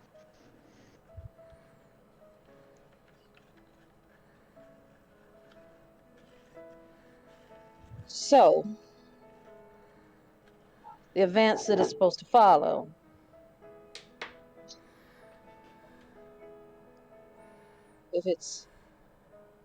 If Don Hernandez is not throwing a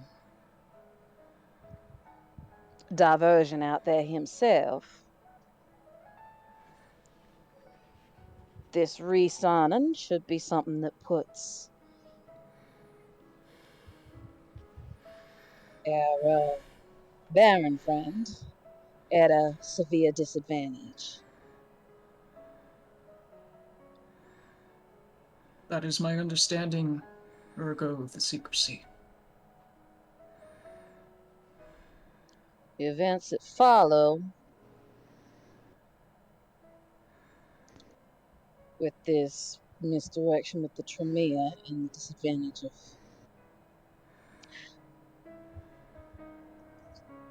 They're not looking to overthrow the Baron. That'd just be stupid. That is precisely what he is suggesting. That was my take. That's why I wanted correction, elucidation. Everything for the family. Yes, Miss Cassetta. Absolutely.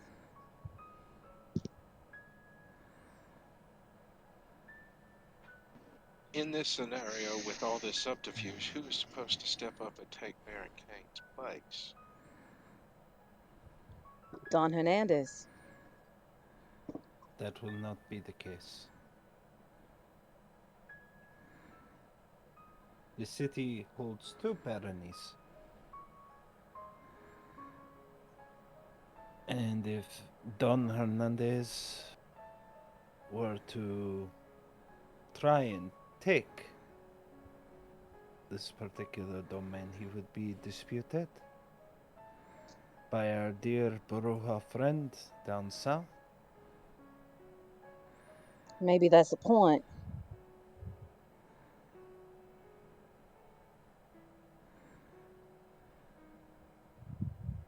And you believe that it is in the best interest of this domain to be given to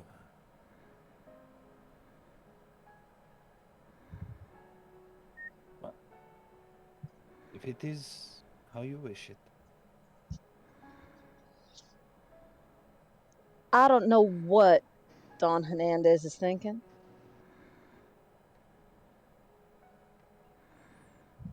But he doesn't give power. He takes it.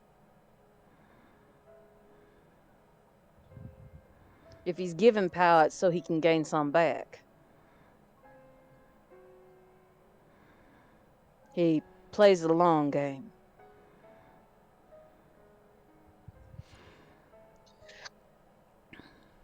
So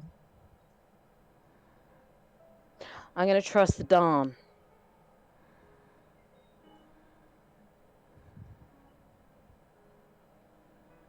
do not know what will transpire all at once. I understood it as a long game as well. Sir Knight. I also understood it that in the long plan of things, the Tremere would not lose power in the city. Mr. Doyle assured me of this.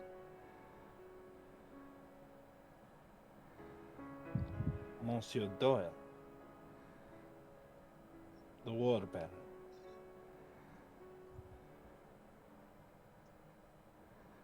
The War Baron has his sights upon Austin.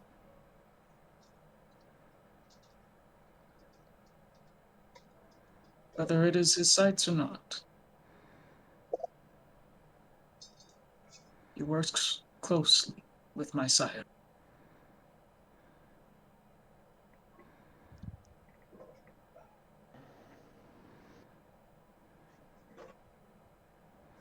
No, I'm not sure how much of all this I'm believing. Well, the one thing that has my attention, do you know how the Tremere were implicated?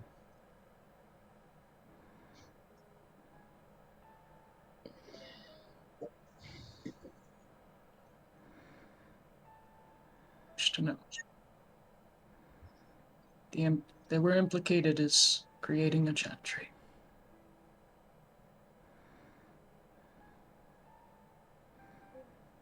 I'm aware of what they were implicated for, but do you know how?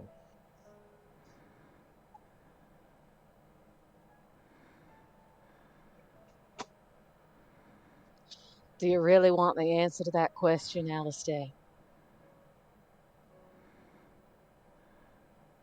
Well, he's in for a penny already, Mademoiselle Cosetta. May as well be in for the full pound.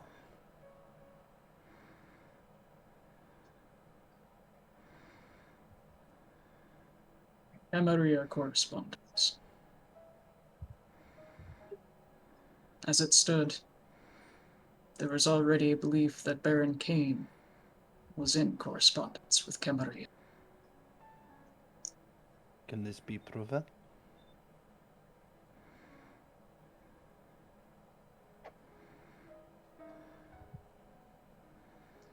It is rumors of the Nosferatu. Eyes and ears have been nahad.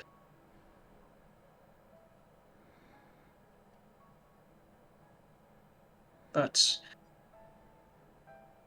if there is anything I know of most cities of our kind, rumor has a power. Really?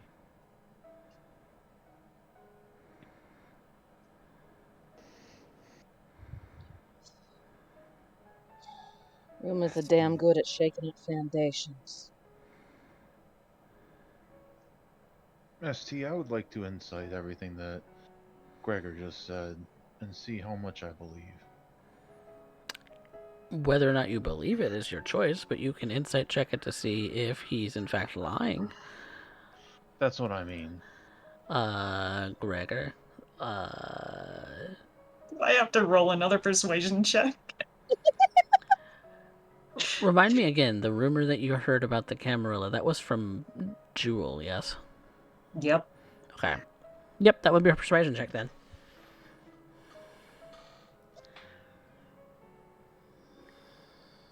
God, buddy!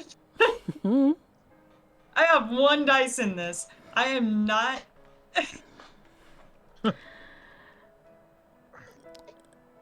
Oh. Again, he may sound very eloquent, but when pressed... Everyone's just so bamboozled over it. They're just like, that sounds fake. That sounds sus. I don't believe it. When pressed,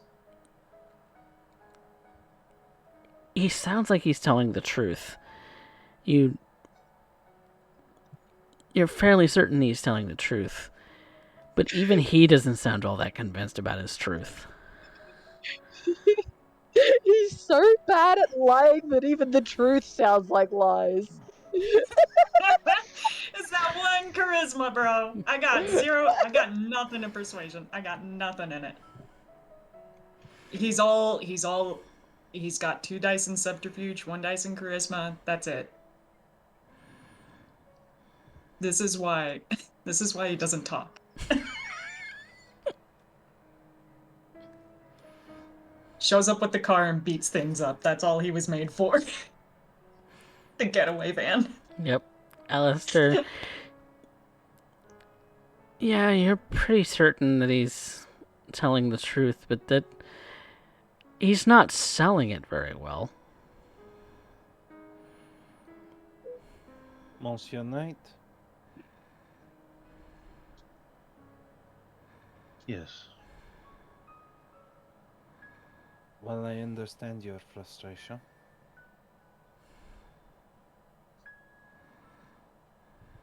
Do you believe that this city is better under Baron King? Or better under Don Hernandez, the De La Rosa, the War Baron influence, or even our counterpart down south?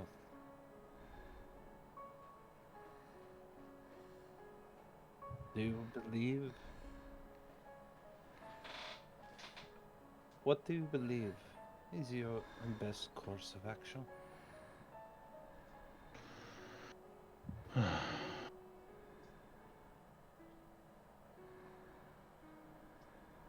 Alistair will just start laughing.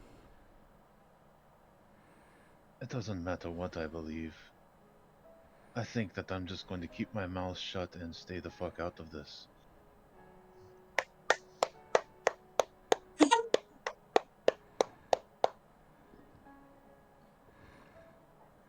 And he's just I'm going to sorry, I simply couldn't walk. help it.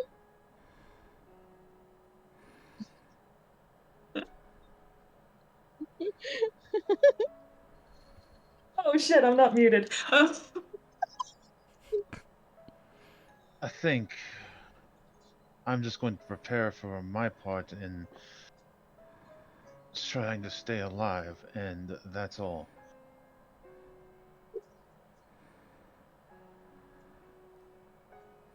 All of Stick this is close. way above my pay grade, as it were. Stick close.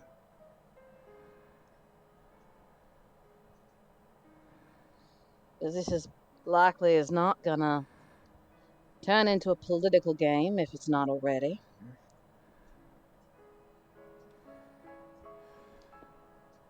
And might turn physical if we're lucky. Hmm.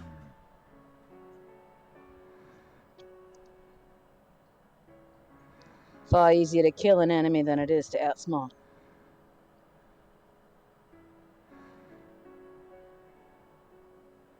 I don't know if that makes me feel any better or not.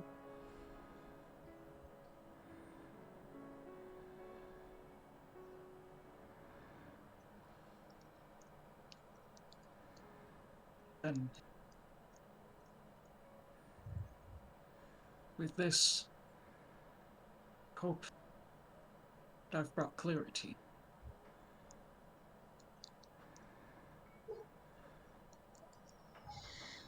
And now, I must ask a question. I need assistance by a burner. As the A burner phone. Very well. Then I will do so. That can indeed be provided. I will go now and see if I can retrieve something appropriate for Monsieur Douglas. I'll just look over at Pax and say, things are about as clear as a muddy fucking puddle, but I think things are going to get very interesting and very spicy over the next couple of days. I don't know I'm what going puddle to you're bed. looking at, but that was certainly clearing up for me.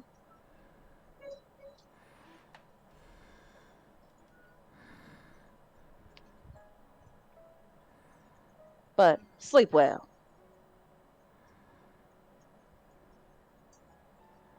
Yes. And Alister's just going to kind of like just walk away muttering to himself.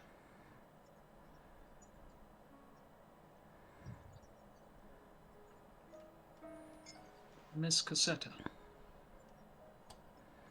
Yeah. I'd like to make an apology to you. What for?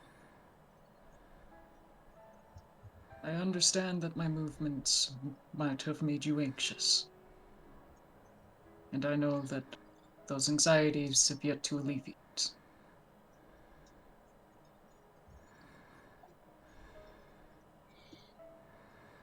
Keep My your enemies close. Keep your friends close and your enemies close.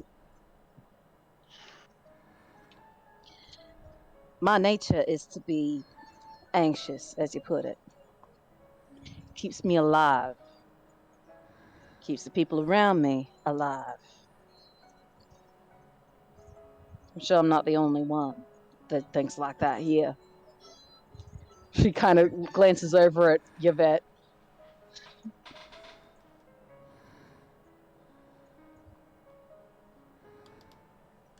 You plan for the worst and hope for the best. So, anxiety works. Don't apologize for it. But clarity is nice. I want to make a point. It was Madame Lacroix convinced me. I am no liar. I understand this. And so I often prefer to simply stay quiet.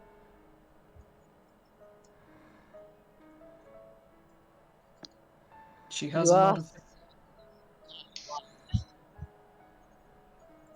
I'm sorry, what was that? you are certainly not alive. Not a good one, at least. Perhaps that will change it. But until I am viable in that, and by those means, then I wish to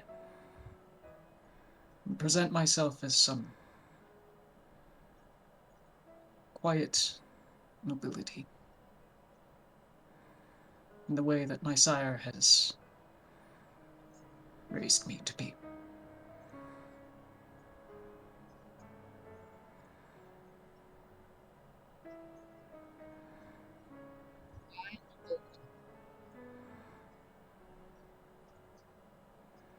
You cut out again.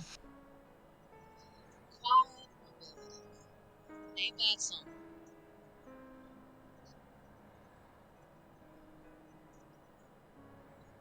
I think that suits you quite well, Mr. Douglas.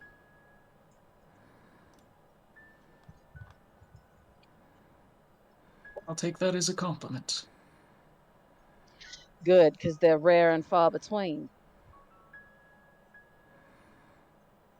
He smiles at Pax.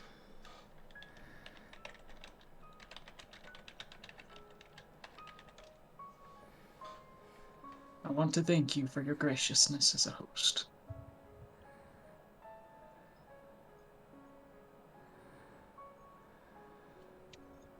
We do our best. I just hope this doesn't come back to bite us in the ass. Not too hard, at least.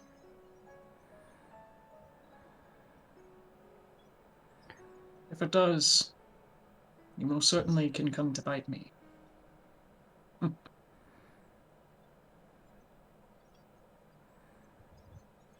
Now, doesn't that sound tempting? I think that is where we're going to leave the session for tonight. With our coterie going to rest as daylight approaches very soon. So,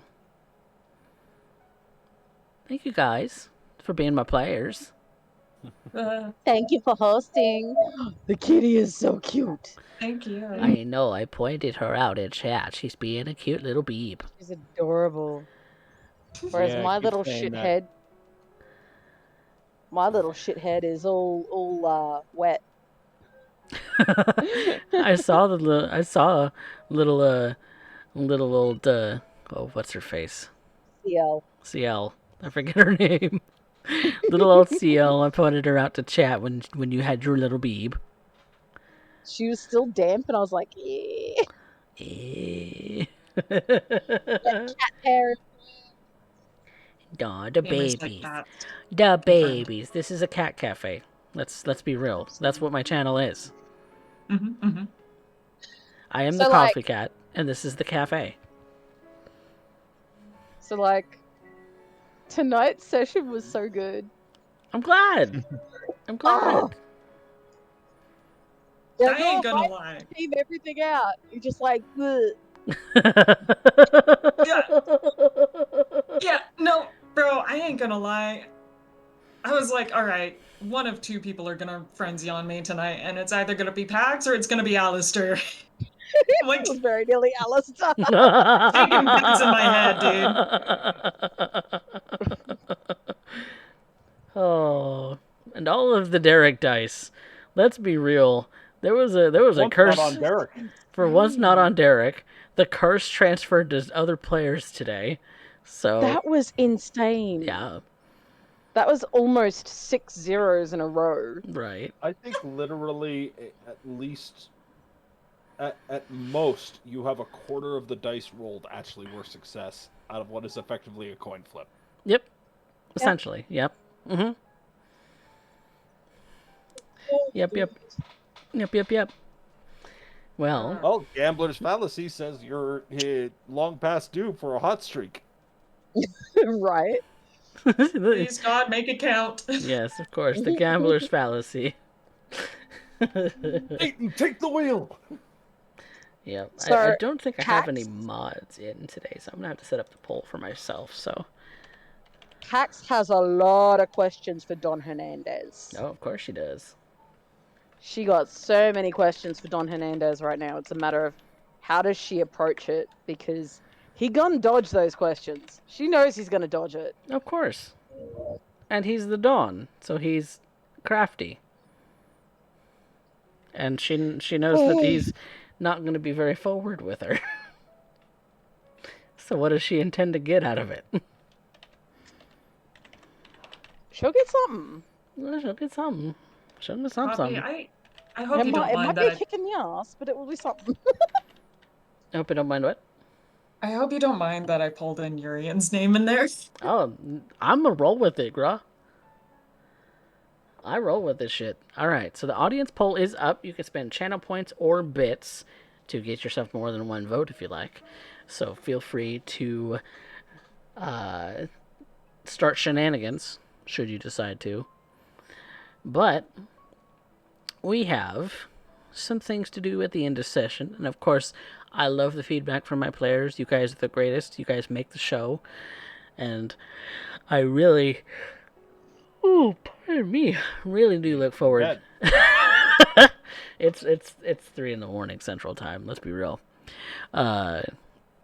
So yeah, that's appreciate you guys playing. I love running this game. So let's get down to some end of session mechanic stuff. Did anybody recover willpower by fulfilling a desire? I did. Woo! Did Woo. I mean, it depends. Did I help Yvette? She more helped you. Yeah, she really did. You wanna know what? Okay, ST? Hmm. I'm gonna say yes. I will clarify at another point in time. Okay. But it technically qualifies as helping Yvette with an ambition. Ooh. Yes. Might not have been on purpose, but technically. Yeah, definitely send me a private message with those details.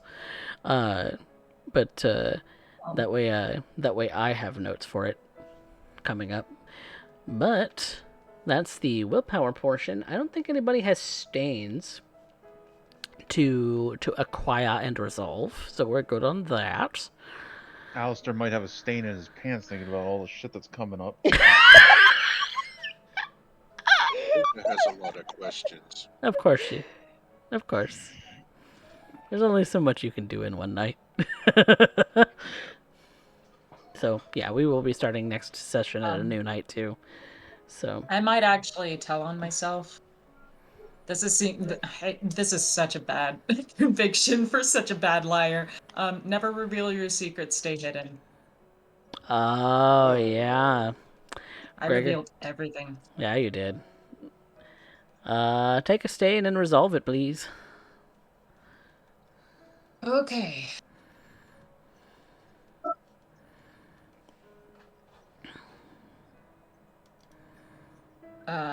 Remorse. Be dice. Plonk. Plunk. Ah. You feel absolutely like shit for it. This. Oh God! It was such a risk. It was such a risk. It might have paid off though. It might have paid off, but god damn, you feel like you betrayed everything that you are.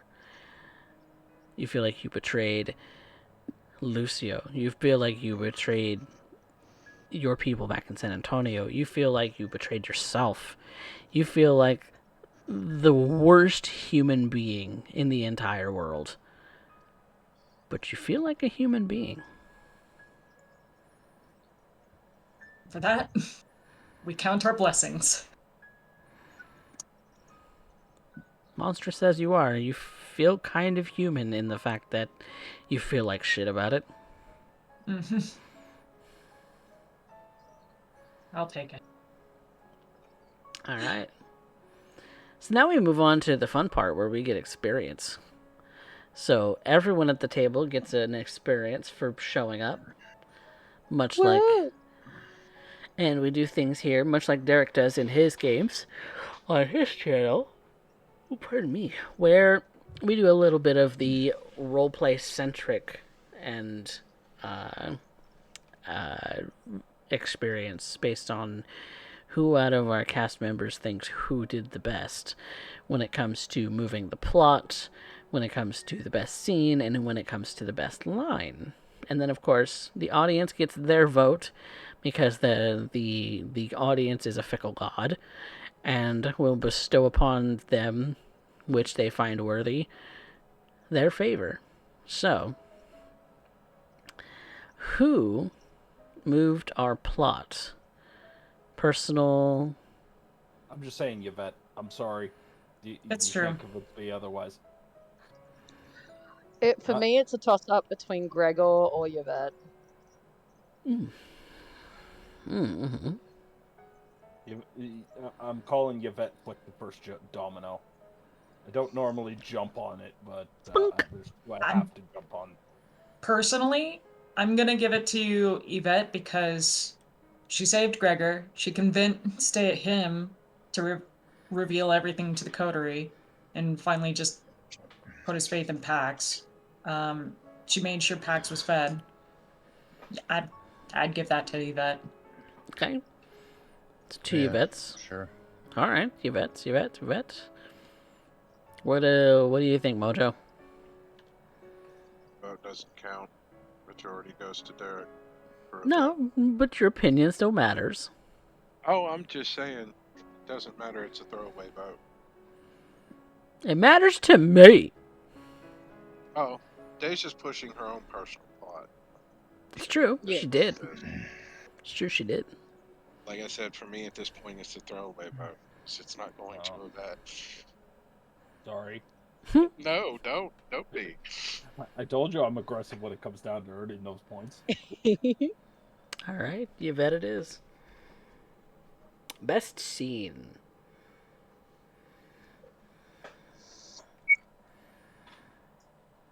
I am at a toss-up between the landmine that I got to drop on everyone today. And also, Deja's trying to find Ghost Dad when it's a hallucination. You don't know that. True, I don't, but I think it's a hallucination. You can think that all you want. I am gonna think that. But it wasn't a hallucination, I promise you. I don't know Coffee's plots. I'm just saying that's my working theory. Does Coffee even know Coffee's plots? That is That's a for good me to question. know and you to find out. Because sometimes he has to remind himself. That is for me to know Sorry. and you to find out. Sorry, I'm Look, being a shit. man, You are a little I- shit. I kind of loved seeing the basic feeding scene. I love seeing Gregor kind of lose a little bit of that composure that he normally has. And prim proper and like, oh shit. Like that was kind of nice to see, though. Yeah. God, I was embarrassed, y'all. You'll get used to it, don't worry. The messy Take it crit. from someone who knows. The messy crits be like that. They embarrassing. I'm just, you know what? Anytime I'm playing a stoic character, I'm just never gonna messy crit. I've decided.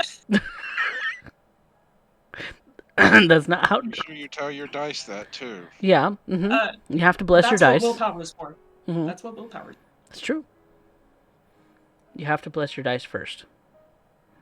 It's the Otherwise- magic chill pill. Otherwise, they will messy crit on you again. Which it It's just like did. furiously blind. Nice.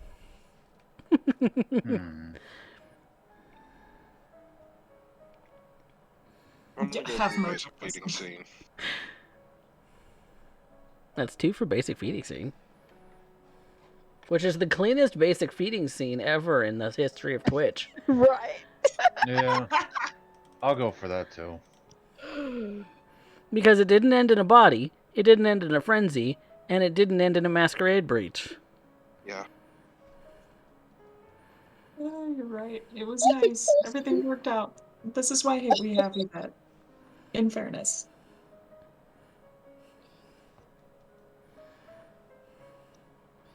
The cleanest basic feeding scene. You're welcome. I'll take it.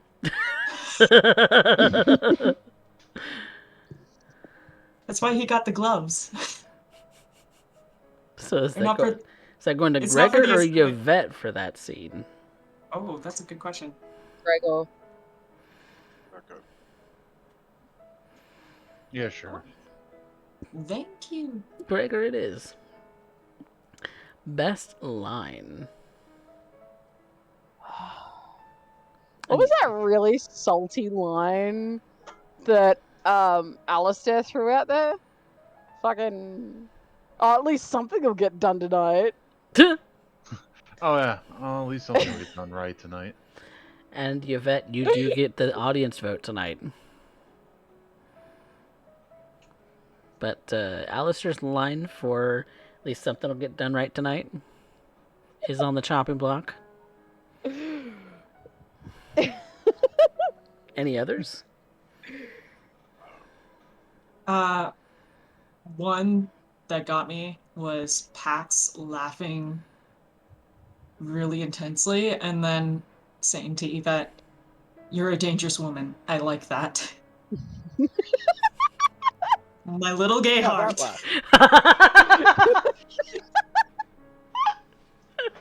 I'm not gonna lie. I went there 2 specs. Part of it It was definitely the laugh that Mox had there. That was like, yo. That was the Yo. That was the laugh that sold. That's true. Mhm. I mean, my vote doesn't count, so it's on you guys. We already need Derek to draw the shower scene. I'm just saying. The ship Freaking shower scenes. the ship sails itself.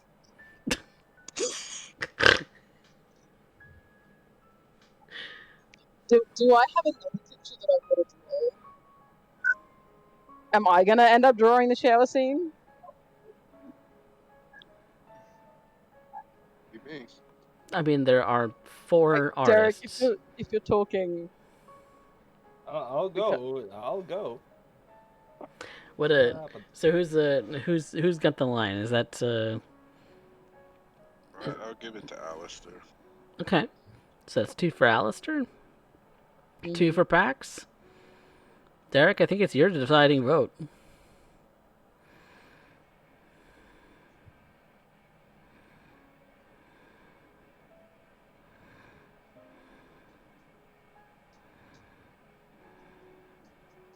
I'm gonna give it to Aliester. Aliester. All right, Aliester it is. Out of pity. Pity. Damn. Okay. It's okay. We take those. Yeah, we definitely take those. Yeah. I'm not proud. Fuck that shit. Fair enough. Fair enough. Just had to put the venture spin on it. Out of pity. Out of pity. Yes. Love it. Love to right. see it. Love to see I have it. an expenditure. Ooh. What you buying, friend? Oh, I'm gonna finally spend my points on the next level of my aspects. Level 3 Auspex. What power are you going to take? That's a good question. So I just Yeah, you have a lot of choices to make in that regard. no, I'm excited. Several that you can choose from. But yeah, Yes. I'm glad you guys all enjoyed the show. We of course, Coffee. yes. I'm sorry, I also had expenditures that I talked about before but never got to. Ooh. I wanted to invest in Deja's farm as promised. And Okay. so, well, also I needed to invest. I have 9 experience. 1 experience is going towards resources that is immediately going towards Jewel. Okay, so that's 3. Okay. So that's 1 Yep. dot in resources. That's 3 points. And then 1 dot in postern for Deja's farm. I think we already bought that with Deja's experience, didn't we? Did we? Yeah, but it required the in-game time for Gregor to have finished Gregor it. to, yeah. Okay. What else can I put towards Deja's farm then? What else did we agree on? Or rather, what can I get away with? What else? I'm dumb. Here, let me pull this up. It's okay. I gotta spend an expenditure too. Oh, wait, you know what? Yvette took time trying to find vantage points. Could we go with security? Or, yes, security? I think that would be more appropriate for Lane, but yes. Or no, Portalon. Portalon? Portalon is more appropriate for that, I think. 1 dot of Portalon? In a sort of Yep. in the coterie stats, yeah, you can add a dot of Portalon if you want. All right. Adding a dot of Portalon, and then I have 3 more experience that I'm putting towards the coterie. What do you all want? Help me think of a thing. That's a very good question. So that would bring you have an guys to idea. Portalon 2. Yep. Being able to get maybe Nosferatu information to up the library because we're trying to build the ghost part. You have a notebook. Yeah, but we're getting extra books coming in, and That's we true. want to get. Clovis is going to be coming in with books. Because Gregor, part of the reason why he was going to convince Clovis to come down, I didn't mention this, but his statement is pretty much literally going to be, yeah, there's a kindred here who's going to invest time into research of the dark arts.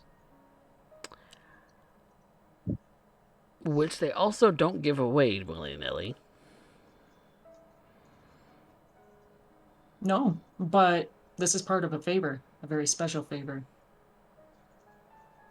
This is what I discussed earlier, utilizing my lore sheet background, Descendant of Zelios. Oh. Remind me again. Post it in the private message again. What that which lore sheet stat you're pulling from? That way I can read it again. Can do. Yep, I can do that.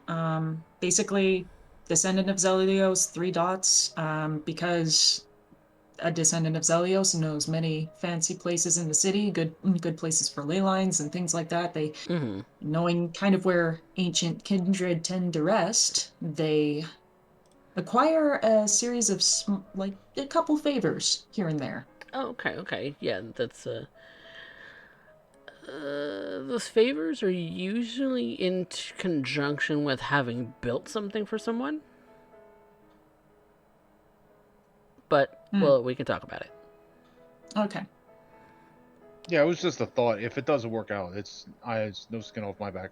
We're still going to end up building it in the long run. So. Yeah, the in-character time for the library, for the ghost portion of it, you have scoured some books to create part of a notebook. Yeah. To kind of consolidate your notes with, which is a start. You know. Mm-hmm.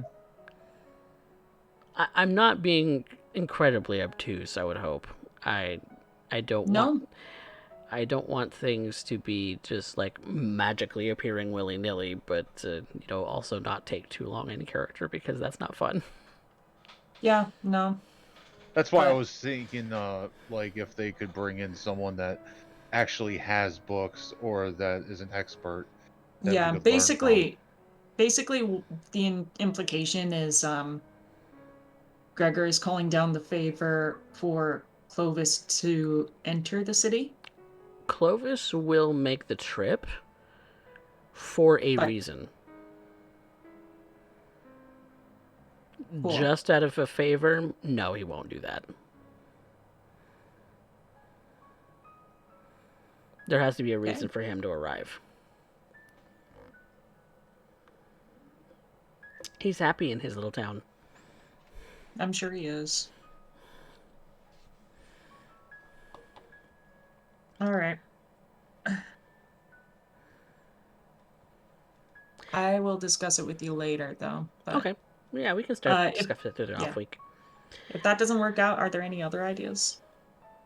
As far as getting another Tremere in? No, as far as what to utilize that 3 experience for. Gregor can spend it on himself for like a specialty. Or you want to... I could, but the man's got like, what, 2 sessions left?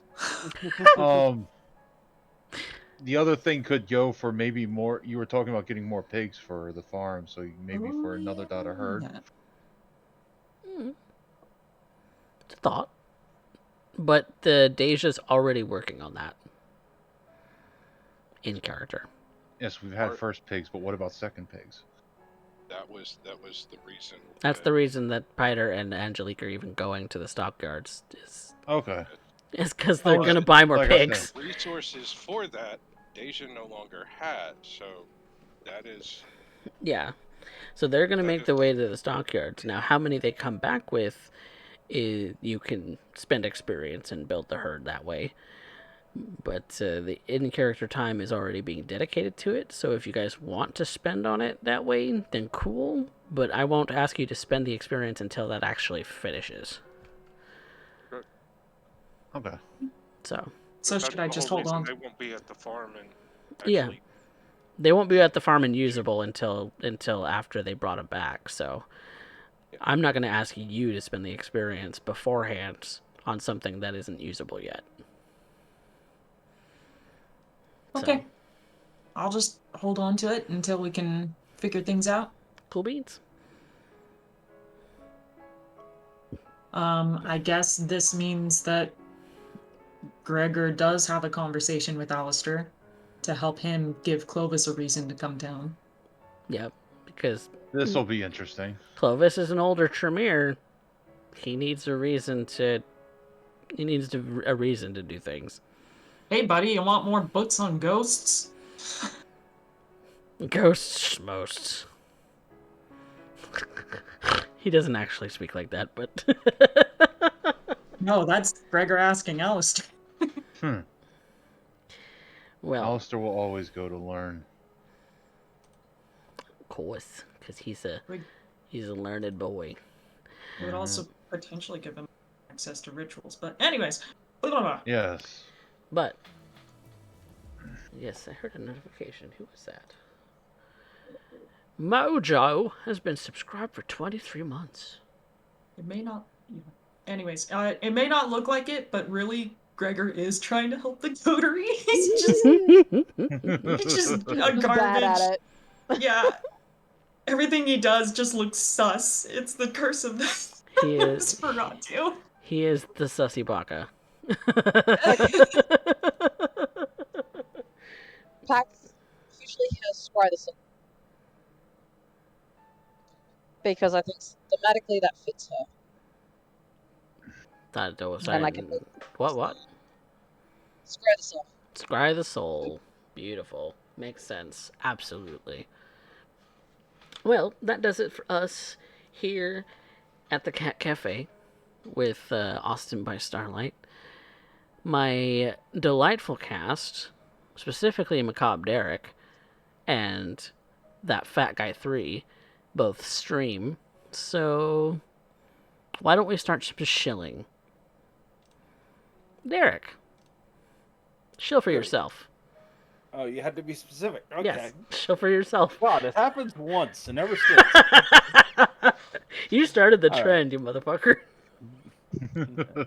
Yeah, I am officially trending here now. I am trendy. Ladies and gentlemen, I am with it. I am cool. I am the hip. Yep, it's true. All the tracks. I am the facepalm. Yeah, right to the back of the skull. But, ladies and gentlemen, allow me to introduce myself. My name is Macabre Derek. I end up having the privilege of being able to do illustrations for various TTRPG projects, taking on commissions for character portraits, scenes, character designs, anything you want to end up throwing at me. Fact of the matter is I end up streaming 3 nights a week for that particular stuff. Tuesday, Wednesday, Thursday, all starting at 7 o'clock Central Standard Time. Mm-hmm. But if you need something a little bit more enticing, talking Vampire the Masquerade, Sunday at 6:30 Central Standard Time, I tend to end up operating Edmonton by Night. Blood Sands. A game where CoffeeCat presents Raven and Ivalon have ended up joining me, and the Chronicle is coming in very much into its end phase. It's a little bit of that fun stumbling around for the last minute, trying to figure out the angles before the final trial arrives. So you get to end up watching CoffeeCat struggle as a character rather than an ST. Yes. Check that out. And if you are just getting into VtM, or if you're an old head, you want to end up discussing Vampire the Masquerade, I run a Vampire the Masquerade workshop every single Monday at 7 o'clock Central Standard Time. So you can literally get 5 days with me every single week to be able to end up doing everything from drawing to storytelling to being able to end up having some fun little bit of messed up fun. Tautology. Speaking of some messed up fun, Young Fat Guy 3, what are you doing? Dead by Daylight, I think. Yeah, mostly Dead by Daylight. I took about a week off because I was sick and just not in a good spot to stream. But Ooh. I am back today and going to start streaming again more, Yeah. trying for at least 3 or 4 days a week. Hell yeah. We usually start at around 6 p.m. Eastern Standard Time and run till I get tired or till I raid into Derek. Mm-hmm. Which is always a fun Well, time because we love Derek and his illustrations. we tolerate Derek. No, Right? we love him. No, tolerate is the appropriate word. Speak for yourself. But yes, But- we play. I'm going to start playing some other things soon, but I mostly just stream Dead by Daylight. Nice, very nice. Well, that does it for us here. So, thank you guys all in the audience who watched, and for Maddie for rating, for Derek for rating, for all of the different viewers who came in, and for also the subscribers who are re-upping. You guys are great. Maddie at the Hero Zone has been here since the beginning, since we started being an affiliate, pretty much. So we're 3 months away from being a 4-year affiliate. So I may have to come up with something here, because February sounds like that would be... No, is it February? Or is it January? Whichever month it is, I'm going to probably do some kind of 4-year event kind of a thing. We're also very close to 100 subscribers on YouTube and 500 followers here on Twitch. So it seems like it might be milestone 2023 question mark. So 2023 sounds like it's going to be some kind of milestone year. So let's go ahead and let's make that happen. Don't forget, if you're on Twitch, follow me on YouTube. If you're on YouTube right now, thank you so much. We love you. And don't forget to check us out here at CoffeeCat Presents on Twitch. And check out the Discord and all of that, because I don't show for myself enough. But with that being said, say goodnight, everybody. Good night, everybody. We had first VTM, but what about second VTM, Coffee? Does he Bruh. know about third VTM? Please tell me he knows about third VTM. Good night. It's 3:40 in the morning in fucking Central Time. Right, it's almost time for first VTM again. We're the only VTM stream going on right now. Good night, everybody.